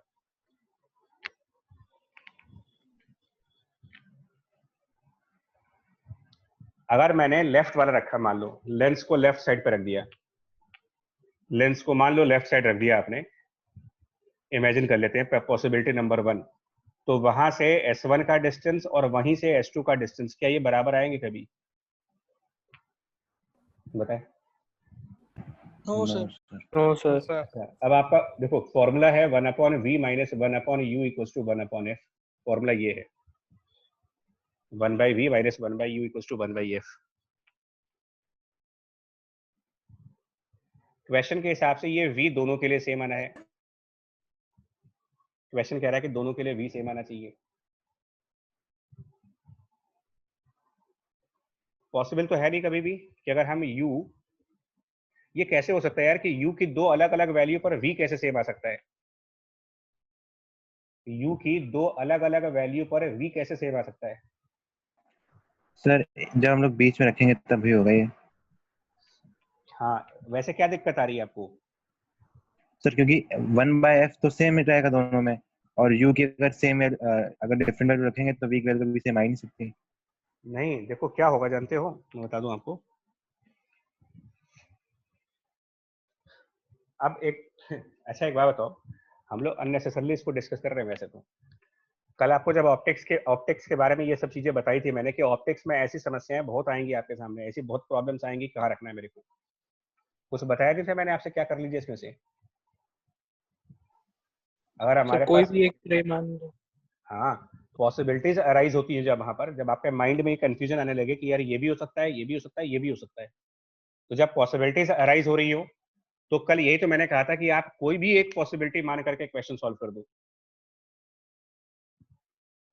आपको मल्टीपल पॉसिबिलिटीज बना करके मल्टीपल इक्वेशंस बनाने की कोई जरूरत नहीं मेरे को। तो हम क्या करने जा रहे हैं, हम कोई एक पॉसिबिलिटी लेंगे, और सबसे कन्वीनियंट पॉसिबिलिटी कौन सी है बताओ? सबसे कन्वीनियंट पॉसिबिलिटी कौन सी होगी अगर मैं सर बात बीच करूं? वाली बीच में होनी चाहिए लेंस। अच्छा ठीक है, तो मान लो आपने बीच में लेंस रखा, सबसे कन्वीनियंट हमको ऐसा लग रहा है कि सबसे कन्वीनियंट यही है। अब पता नहीं है कि नहीं, बट लग तो रहा है। और हमने एक सोर्स इस तरफ रखा है S1 और एक सोर्स हमने यहाँ रखा है S2, और ये डिस्टेंस हमने मान लिया स्मॉल x है, तो ये डिस्टेंस हमारा ऑटोमेटिकली 24 माइनस x होगा, क्योंकि क्वेश्चन के हिसाब से दोनों सोर्सेज के बीच में 24 सेंटीमीटर का डिस्टेंस है क्वेश्चन के हिसाब से। अब दोनों की इमेज निकालने के लिए आप S1 के लिए जो फॉर्मूला लगाएंगे, S1 के लिए तो लिखोगे 1/v माइनस ऑब्जेक्ट डिस्टेंस, इसकी जगह माइनस x होगा, और इक्वल टू 1/, फोकल लेंथ 9, और क्योंकि कन्वर्जेंट लेंस है तो फोकल लेंथ के आगे पॉजिटिव साइन। S2 के लिए 1/v माइनस ऑब्जेक्ट डिस्टेंस, ध्यान दीजिएगा जो S2 वाला पॉइंट होगा उसकी रेज लेफ्ट साइड की तरफ जाएंगी, तो इसके लिए ऑब्जेक्ट डिस्टेंस 24 माइनस x तो होगा, लेकिन उसके आगे माइनस साइन लगेगा, और फोकल लेंथ +9 होगा। देखो ये वही केस हो गया, एक के लिए लेफ्ट से राइट साइड रे जाएगी और एक के लिए राइट से लेफ्ट की तरफ रे जाएगी। तो क्या ये दोनों के लिए अलग अलग फोकल लेंथ ऑफर करेगा? मतलब S1 से जो रेज जाएंगी उनके लिए अलग फोकल लेंथ, और S2 से जो रेज आएंगी उनके लिए अलग फोकल लेंथ। अभी पीछे क्वेश्चन आपने यही, इसी क्वेश्चन को यहाँ पर कराया जा रहा है कि जब लेंस के दोनों तरफ सिमिलर मीडियम्स आते हैं, लेफ्ट मीडियम और राइट मीडियम बिल्कुल एक ही है, तो लाइट रे लेफ्ट से राइट जाती हो या राइट से लेफ्ट आती हो, फोकल लेंथ में फर्क ही नहीं आता कोई, और न ही पावर में फर्क आता है।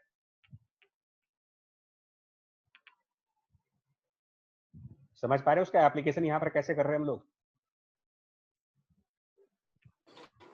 Yes sir. है ना, ये फोकल लेंथ 9 जो है, ये बता करके थोड़ी दिया जा रहा है कि S1 के लिए है कि S2 के लिए है, दोनों के लिए 9 है। क्योंकि इधर का मीडियम और इधर का मीडियम एक है।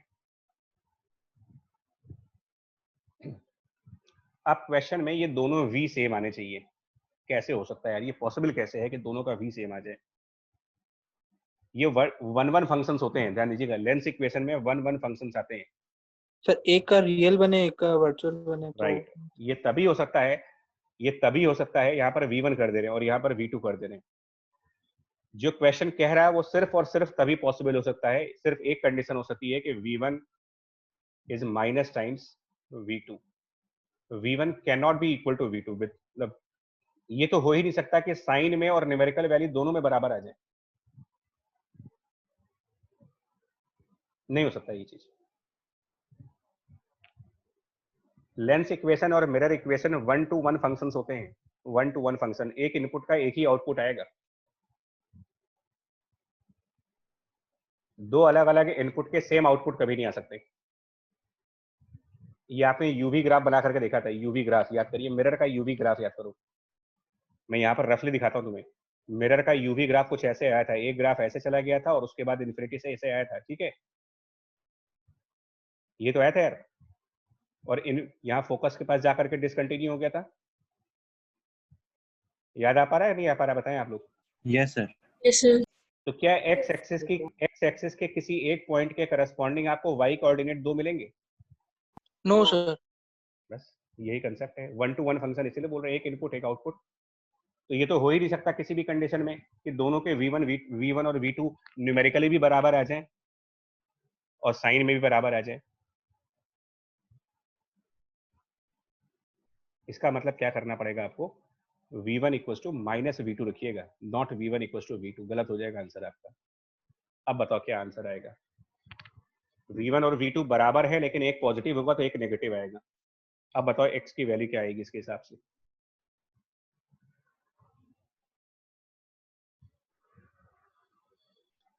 ऑप्टिक ले डूबेगा आदमी को प्लस माइनस के चक्कर में। इतने प्लस माइनस इसमें ध्यान रखने होते हैं।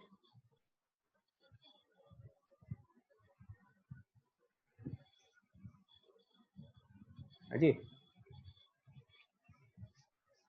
कुछ बना एक्स की वैल्यू कुछ आई या फिर छोड़े इसको भी, मतलब बाद में करोगे। v1 और v2 इक्वल है लेकिन माइनस साइन के साथ है, मतलब अगर हम दोनों इक्वेशंस को ऐड कर देना आसानी से, मतलब ये कर दो आप 1/v1 plus 1/x left side पर और उधर 1/v2 और प्लस 1/24 माइनस x और राइट साइड पर 1/9 और 1/9 यानी 2/9। तो एक्चुअली ये 1/v1 और 1/v2 कैंसिल कर जाएंगे क्योंकि मुझे पता है ये बराबर है और एक प्लस में है एक माइनस में है। तो एक बेसिक सा मतलब वो बन जाएगा मेरे ख्याल से, क्वाड्रेटिक बन जाएगी ये, और क्वाड्रेटिक को सॉल्व करके x की कुछ वैल्यूज आएगी। वैसे ठीक है, हाँ 6 सेंटीमीटर आएगा या फिर 18, दोनों ही आंसर्स हैं 6 और 18। मतलब जो लेंस है वो किसी एक ऑब्जेक्ट से 6 सेंटीमीटर पे है, वो ऑटोमेटिकली होगा। अगर S1 से 6 सेंटीमीटर होगा तो नेचुरली S2 से 18 हो गए, और अगर S1 से 18 पे रखेंगे तो S2 से 6 पे होंगे, फिर टोटल 24 है। सम ऑफ रूट्स 24 है, तो एक रूट अगर 6 है तो दूसरा ऑटोमेटिकली 18 आना चाहिए।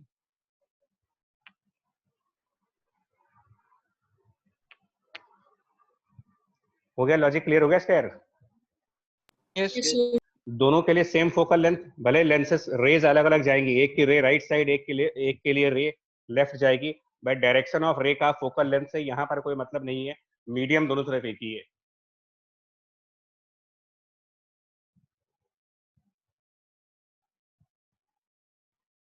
यहाँ पर एक क्वेश्चन और है जहां पर दो लेंसेज के क्वेश्चंस तुमको मिलेंगे कभी कभी, दो लेंसेज की इमेजेस कैसे बनानी है। तो ये जैसे इसमें कहा गया है कि दो लेंसेज हैं, एक की फोकल लेंथ 20 है, दूसरे की फोकल लेंथ 10 है, और डिस्टेंस बिटवीन देम 30 सेंटीमीटर है। ऑब्जेक्ट पहले लेंस से 30 सेंटीमीटर पर रखा जा रहा है, तो कहां पर सेकंड लेंस से इमेज बनेगी। तो ये अभी आसान क्वेश्चन होते हैं, इनका प्रिंसिपल मतलब इस टाइप के क्वेश्चन को करने का लॉजिक क्या है। जब आपको ऐसे कहा जाए कि दो लेंस हम लोग यूज कर रहे हैं और इनकी फोकल लेंथ 20 और इसकी फोकल लेंथ 10 है, और इनके बीच में सेपरेशन दे रखा हो कितना 30, और एक ऑब्जेक्ट रखा जा रहा है 30 centimetre from the left side, मान लो यहाँ पर ऑब्जेक्ट रखा है 30 पर। तो इसका लॉजिक ये लगा देना यार मल्टीपल लेंसेस में ये 2 हो चाहे 3 हो चाहे 4 लेंसेस हो, लॉजिक सिर्फ एक होगा, पहले लेंस की जो भी इमेज बनेगी उसको अगले वाले लेंस के लिए एज ऑब्जेक्ट कंसीडर कर लीजिएगा। तो पहले फर्स्ट लेंस की इक्वेशन बनाओ,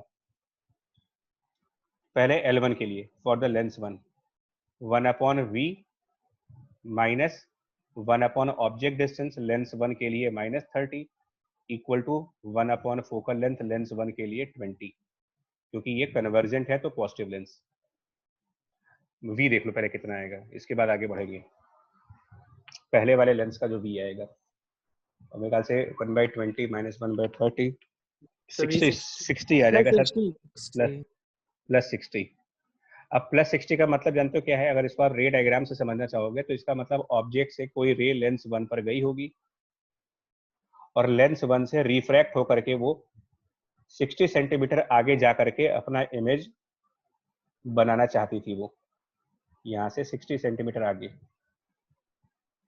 so this is image by L1, ये डिस्टेंस 60 सेंटीमीटर बनना था, बट ये हो नहीं पाएगा।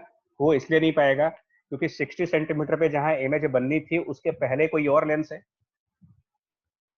तो पहले वाले लेंस की रे 60 सेंटीमीटर वाले पॉइंट पर जा ही नहीं पाएगी, क्योंकि बीच में वो सेकंड लेंस के थ्रू इंटरप्ट हो गई और सेकंड लेंस के इंटरप्शन की वजह से ये रे स्ट्रेट लाइन पर जाने की बजाय यहाँ से रिफ्रैक्ट होकर के किसी और पॉइंट पर चली जाएगी।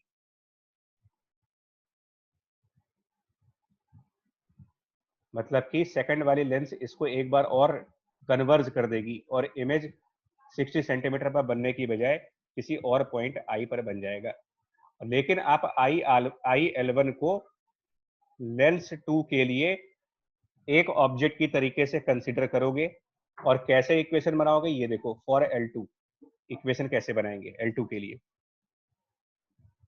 1/v minus 1 divided by object distance, इसकी जगह छोड़ी गई है अभी, और 1/ फोकल लेंथ 10। अब क्या रखेंगे ऑब्जेक्ट डिस्टेंस?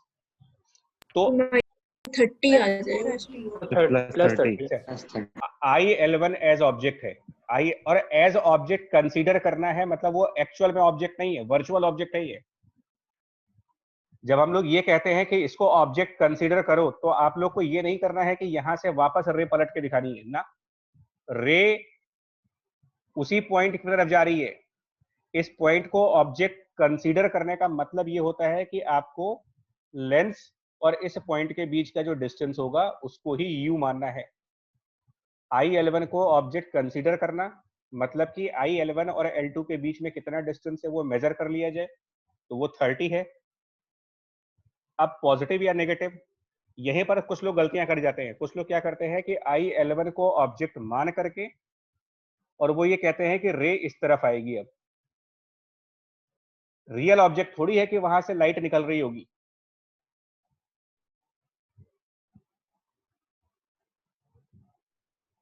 यानी कि जो रे है ना, रे तो ओरिजिनल ऑब्जेक्ट से आ रही है। ओरिजिनल ऑब्जेक्ट की रे को देखते जाइए, फिर ये रे।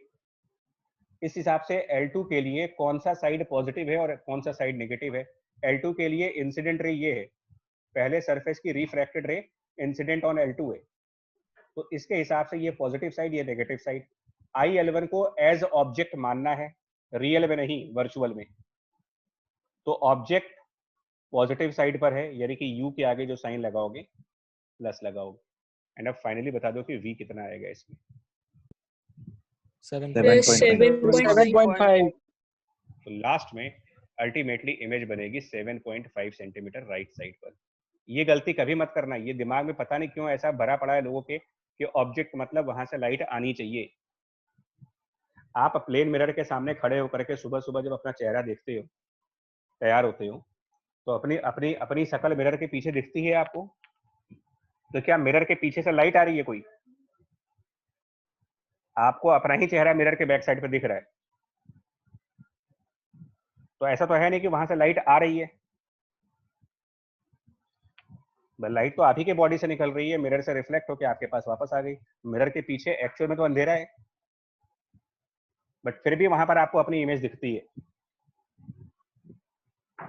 तो इसका ये मतलब नहीं कि जहां पर इमेज बन रही है वहां बल्ब जल रहा होगा, रोशनी आएगी वहां से। पहले लेंस ने IL1 पर इमेज बनाई, इसका ये मतलब नहीं कि यहाँ पर वाकई में कोई कैंडल है, कोई बल्ब है कि अब यहाँ से रोशनी आएगी। कुछ नहीं हो रहा है यहाँ पर। रे उस तरफ जाना चाहती थी, जा नहीं पाई, क्योंकि L2 ने बीच में उसको डिस्टर्ब कर दिया और रिफ्रैक्ट कर दिया। IL1 को ऑब्जेक्ट कंसिडर कर लीजिएगा, लेकिन ऑब्जेक्ट कंसिडर करने के बाद साइन कन्वेंशन जो आपकी एक्चुअल इंसिडेंट रे थी, एक्चुअल वाली इंसिडेंट रे, उसके अकॉर्डिंग ही चलाना है इसको। कम्युनिकेशन क्लियर हुआ आपको जो मैंने बोला है? मतलब जो समझाना चाह रहा हूँ वो समझ पा रहे हो कि नहीं? Yes sir. यस यस कभी कम्युनिकेशन sir. प्रॉब्लम ना हो कि मैं कुछ और बोल रहा हूँ, आप कुछ और समझ रहे हो। एनीवे, तो ये है, सॉरी यार कुछ गड़बड़ हो गया, स्किप कर रहा है, मुझे लगता है ये फास्ट होगा कुछ। हाँ, ये यहाँ पर कल का लेक्चर और आज का लेक्चर मर्ज कर दिया गया है। लेंस और उसके पहले प्लेन सरफेस का रिफ्रैक्शन डाल दिया मैंने। लेंस भी है और उसके पहले प्लेन सरफेस का रिफ्रैक्शन। ये कुछ ऐसा फिगर है, आप देखो लेफ्ट साइड रिफ्रैक्टिव इंडेक्स 1.5 है, यहाँ पर लेंस है जिसकी फोकल लेंथ 60 है, और मिडवे बिटवीन देम है, और ये सब देख सकते हो, बाकी डेटा तो दे रखा है यहाँ पर। ये μ1 है, इधर 1.5 है। ये दो सरफेसेस हैं यार, सरफेस 1 लेंस, सरफेस 2, ठीक है। और ये 50 ये 150 कौन सा डिस्टेंस है? 125 क्या है? ओके ठीक है सर। ये बताओ, O से L का। तो जब ऑब्जेक्ट से रे जाएगी तो पहले S1 पे जाएगी, मतलब देखो अगर आप रे फ्रॉम O चले, सपोज रे फ्रॉम O निकल के आई, तो सबसे पहले वो कहाँ जाएगी? उसका आप कंसीडर कर लो, माइंड में पहले सोच लो कि ऑब्जेक्ट से जब रे आएगी तो पहले कहाँ जाएगी, वो किसको टच करेगी? सर S1 पे रिफ्रैक्ट करेगी। तो S1 के बाद लेंस पर, लेंस के बाद फिर S2 पर जाओगे, और S2 के बाद भी कहीं जाएंगे क्या? S2 के आगे भी कुछ होना है या S2 लास्ट है बस?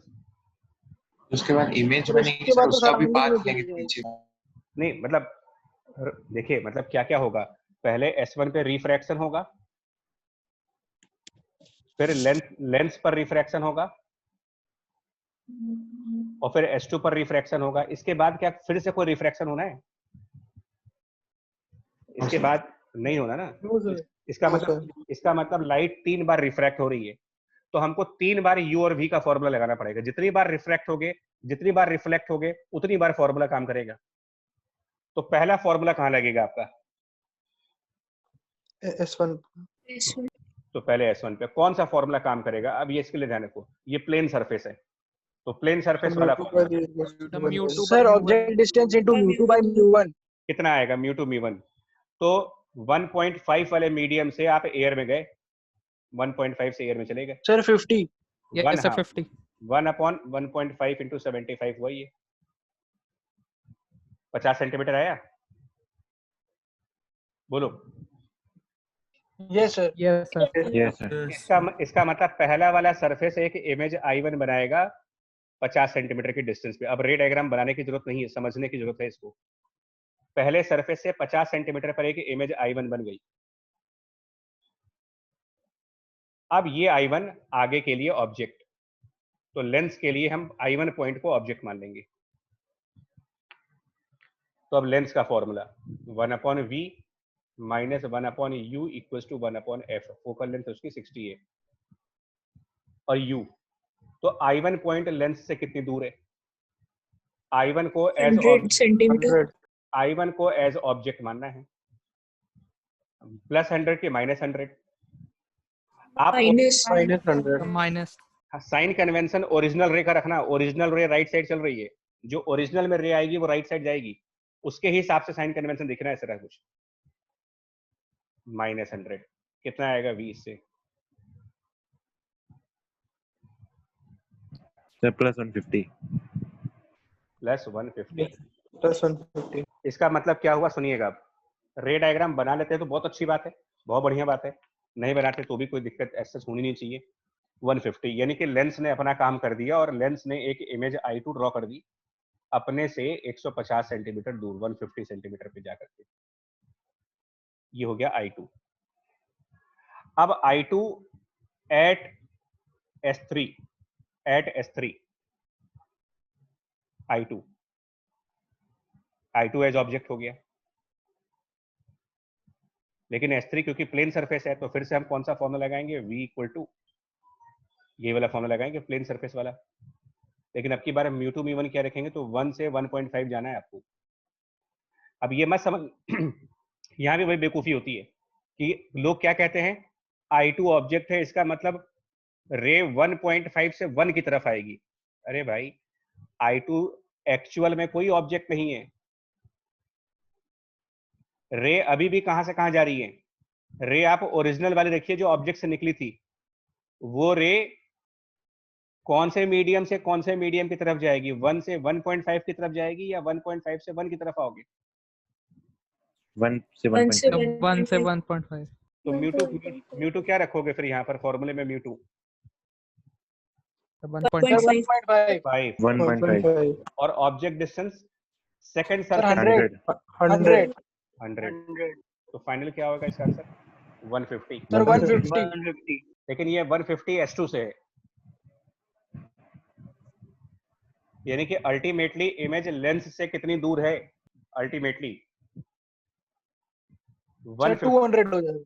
हाँ, अल्टीमेटली लेंस से 200 सेंटीमीटर दूर जाकर के इमेज बन रही है।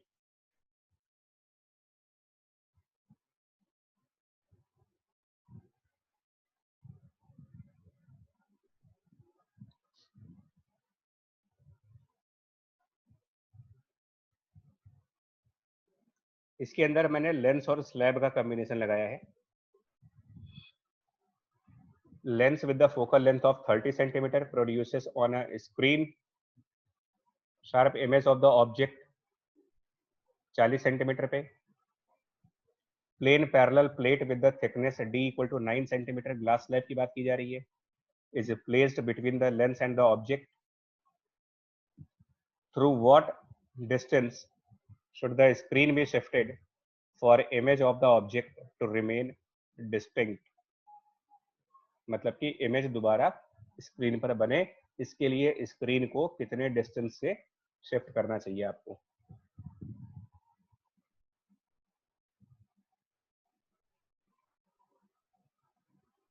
क्वेश्चन समझ में आया क्या बोला गया आपसे? पहले एक लेंस है जिसकी फोकल लेंथ दी गई है 30 सेंटीमीटर की,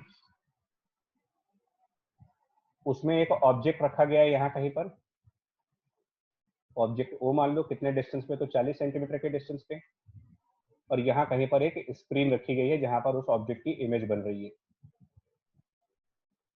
अब इन्होंने क्या किया, लेंस और ऑब्जेक्ट के बीचों बीच, मतलब बिटवीन लेंस एंड ऑब्जेक्ट, बीचों बीच का मतलब बीच में नहीं, इनके बीच में जाकर के कोई स्लैब इंट्रोड्यूस कर दी।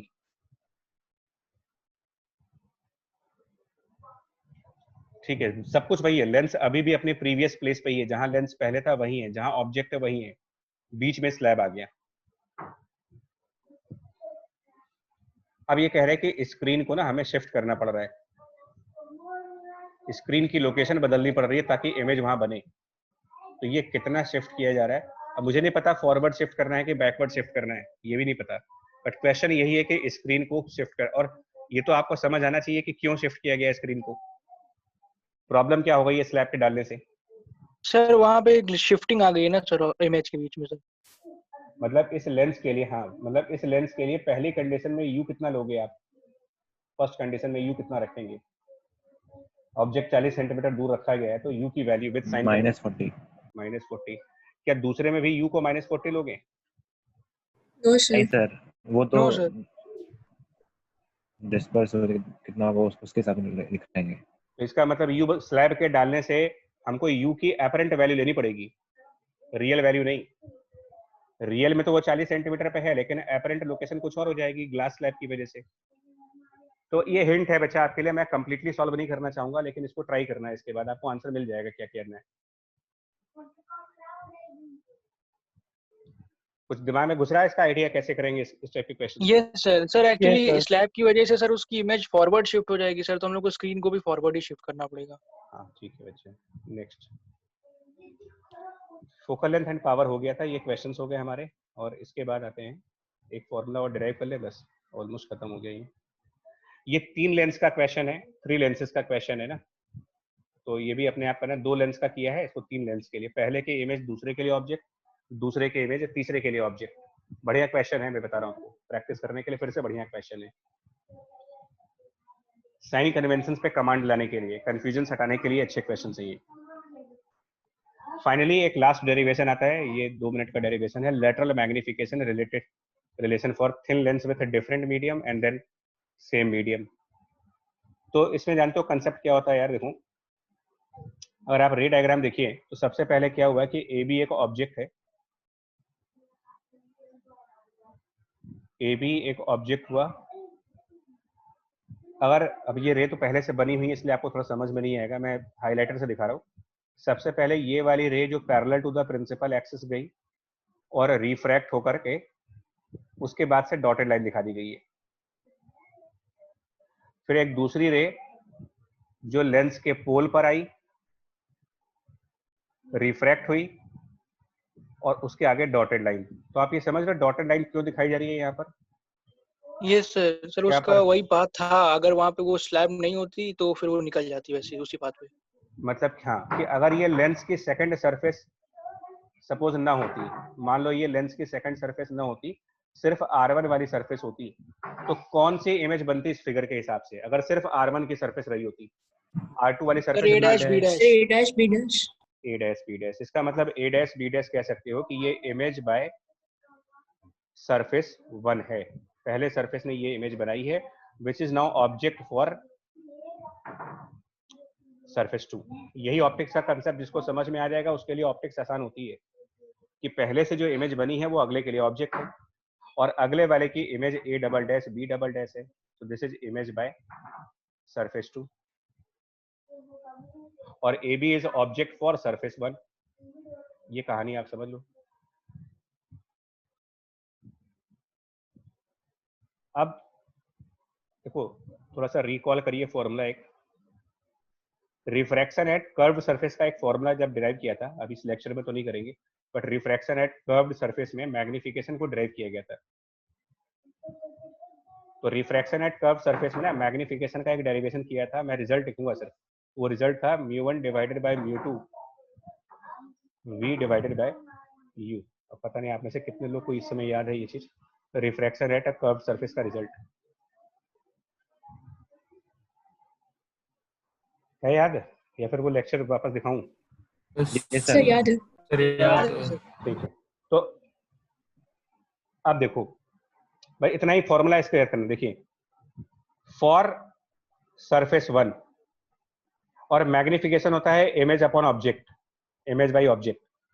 तो सरफेस 1 के लिए इमेज है A डैश B डैश और ऑब्जेक्ट है AB। फॉर्मूले के हिसाब से सरफेस 1 पर जो लाइट है, यहाँ का मीडियम μ1 मानते हैं, यहाँ का मीडियम μL मानते हैं और इधर का मीडियम μ2 मान देते हैं। तो सरफेस 1 पर लाइट μ1 से μL की तरफ गई है, तो हम यहाँ पर μ1 divided by μL v by u, A dash B dash की डिस्टेंस को आप v डैश मान लो। तो v डैश इमेज डिस्टेंस और ऑब्जेक्ट डिस्टेंस हम यहाँ पर AB वाली पुट करेंगे और AB की डिस्टेंस को हम u से डिनोट कर रहे हैं। एंड सरफेस S2 के लिए, सरफेस S2 के लिए ऑब्जेक्ट कौन है और इमेज कौन है? तो जो पहले सरफेस की image A dash B dash है, ये ऑब्जेक्ट हो गया सरफेस 2 का, और A double dash B double dash उसकी फाइनल इमेज है। तो size of image upon the size of object, definition of magnification, formula कहता है μ1 बाय μ2। सरफेस 2 पर जो इंसिडेंट रे है उसका मीडियम μL है और सरफेस 2 की रिफ्रैक्टेड रे का मीडियम μ2 है, मतलब पहले μL आ रहा बाद में μ2 आ रहा है। तो यहाँ पर μL पहले है और μ2 बाद में है और v बाई यू। तो अब हमारी फाइनल इमेज v डिस्टेंस पे बनी है और ऑब्जेक्ट डिस्टेंस की जगह पर, इसमें u की जगह पर A डैश B डैश का डिस्टेंस पुट करेंगे, यानी कि v डैश रखेंगे। अब दोनों को मल्टीप्लाई करो, दोनों चीजों को मल्टीप्लाई करने से देखो क्या बनता है। अगर इन दोनों का मल्टीप्लिकेशन करा जाए यहाँ पर क्या बनेगा रिजल्ट? करके देखो क्या बनता है बच्चे, जरा दोनों को मल्टीप्लाई कर रहे mu1 by mu2 into v by mu। और ये सर किसका? a double dash b dash upon ab। नहीं, दोनों को जब मल्टीप्लाई करोगे ना अल्टीमेटली, तो आपका फाइनल रिजल्ट ये बनेगा यार, a double dash b double dash, यानी कि फाइनल इमेज जो है अपॉन ab, यानी कि इसको कहते हैं कि ओवरऑल मैग्निफिकेशन। अल्टीमेटली जो सबसे फाइनल इमेज बनेगी और ओरिजिनल ऑब्जेक्ट का रेशियो, ये फॉर्मूले के हिसाब से आपके सामने बन रहा होगा mu1 by mu2 times v divided by u। करके देखो multiply. Yes sir. Yes sir. इसमें mu1 ये लेंस का फॉर्मूला है, कंफ्यूजन मत करिएगा। अभी फॉर्मूले की लिस्ट इतनी बड़ी हो चुकी है कि अब आप कंफ्यूजन की स्टेट में जाने वाले हो अगर रिवाइज नहीं किया तो। mu1 और mu2 लेंस के दोनों तरफ के मीडियम्स हैं। एक तरफ mu1 मीडियम है लेंस के और एक तरफ mu2 मीडियम है, और u और v ऑब्जेक्ट और इमेज की डिस्टेंस है, फाइनल इमेज की डिस्टेंस। तो ये जनरलाइज फॉर्मूला है जब डिफरेंट मीडियम लिया गया है दोनों तरफ। आप यहीं पर बता दो मुझे, अगर दोनों तरफ सेम मीडियम ले लूंगा तो क्या हो जाएगा? अगर लेंस के लेफ्ट साइड पर और लेंस के right side v by u। v by u। तो इसको ये है सेम मीडियम का कंसेप्ट डायरेक्ट लिख दे रहा हूँ, मैग्निफिकेशन का रिजल्ट हो गया v by u। और इसको ना ऐसे भी लिख सकते हो, क्योंकि एक फॉर्मूला ये भी है आपका 1/v minus 1/u equal to 1/f। इसको हम लिख सकते हैं u by v minus u by u equal to u by f, जैसे मिरर में किया था। और u by v को 1/ magnification minus 1 equal to u by f, और इससे मैग्निफिकेशन की एक वैल्यू बन जाएगी f divided by f plus u। फॉर्मूले में ऐसा ही कुछ मिरर में आया था, बट वहां पर साइन का एक फर्क था। तो ये रिजल्ट्स हैं आपके same medium on both side के, और ये मतलब 95% न्यूमेरिकल्स तो आपके इसी पर आने वाले हैं।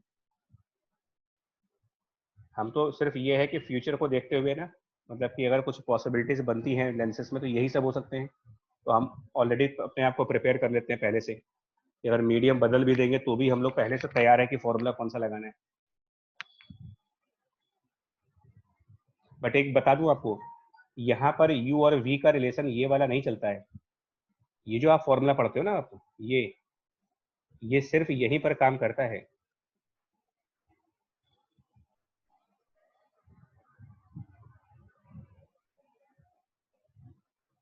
तो इसके ना अभी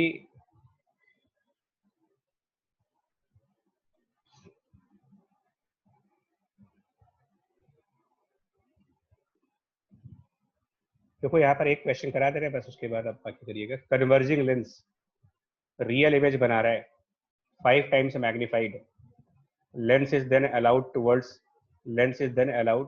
टू मूव होना चाहिए था यहाँ पर towards the object at a distance of 10 centimeter, and the magnification now becomes 10 times. Image still being real. Find the power. इसका क्या रेलेवेंस है यार रियल इमेज का?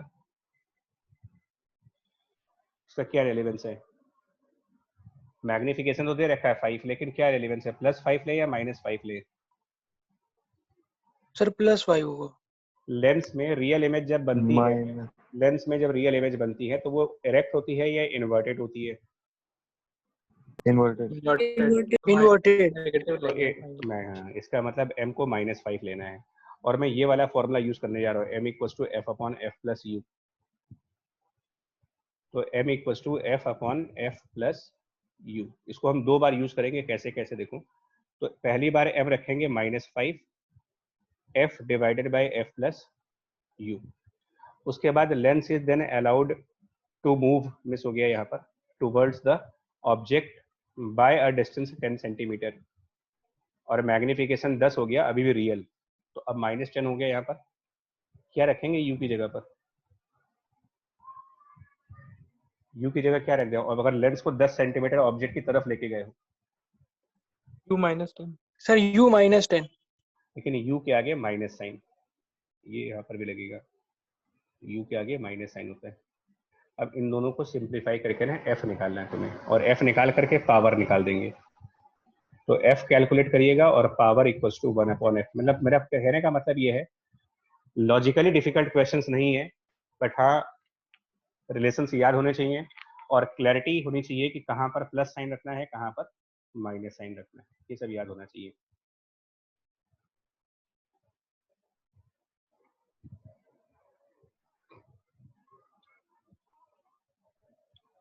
ऐसा ही एक क्वेश्चन ये भी है, लेकिन ये आपकी खुद की प्रैक्टिस के लिए है, बस ये लास्ट क्वेश्चन था। ठीक है भाई, देखो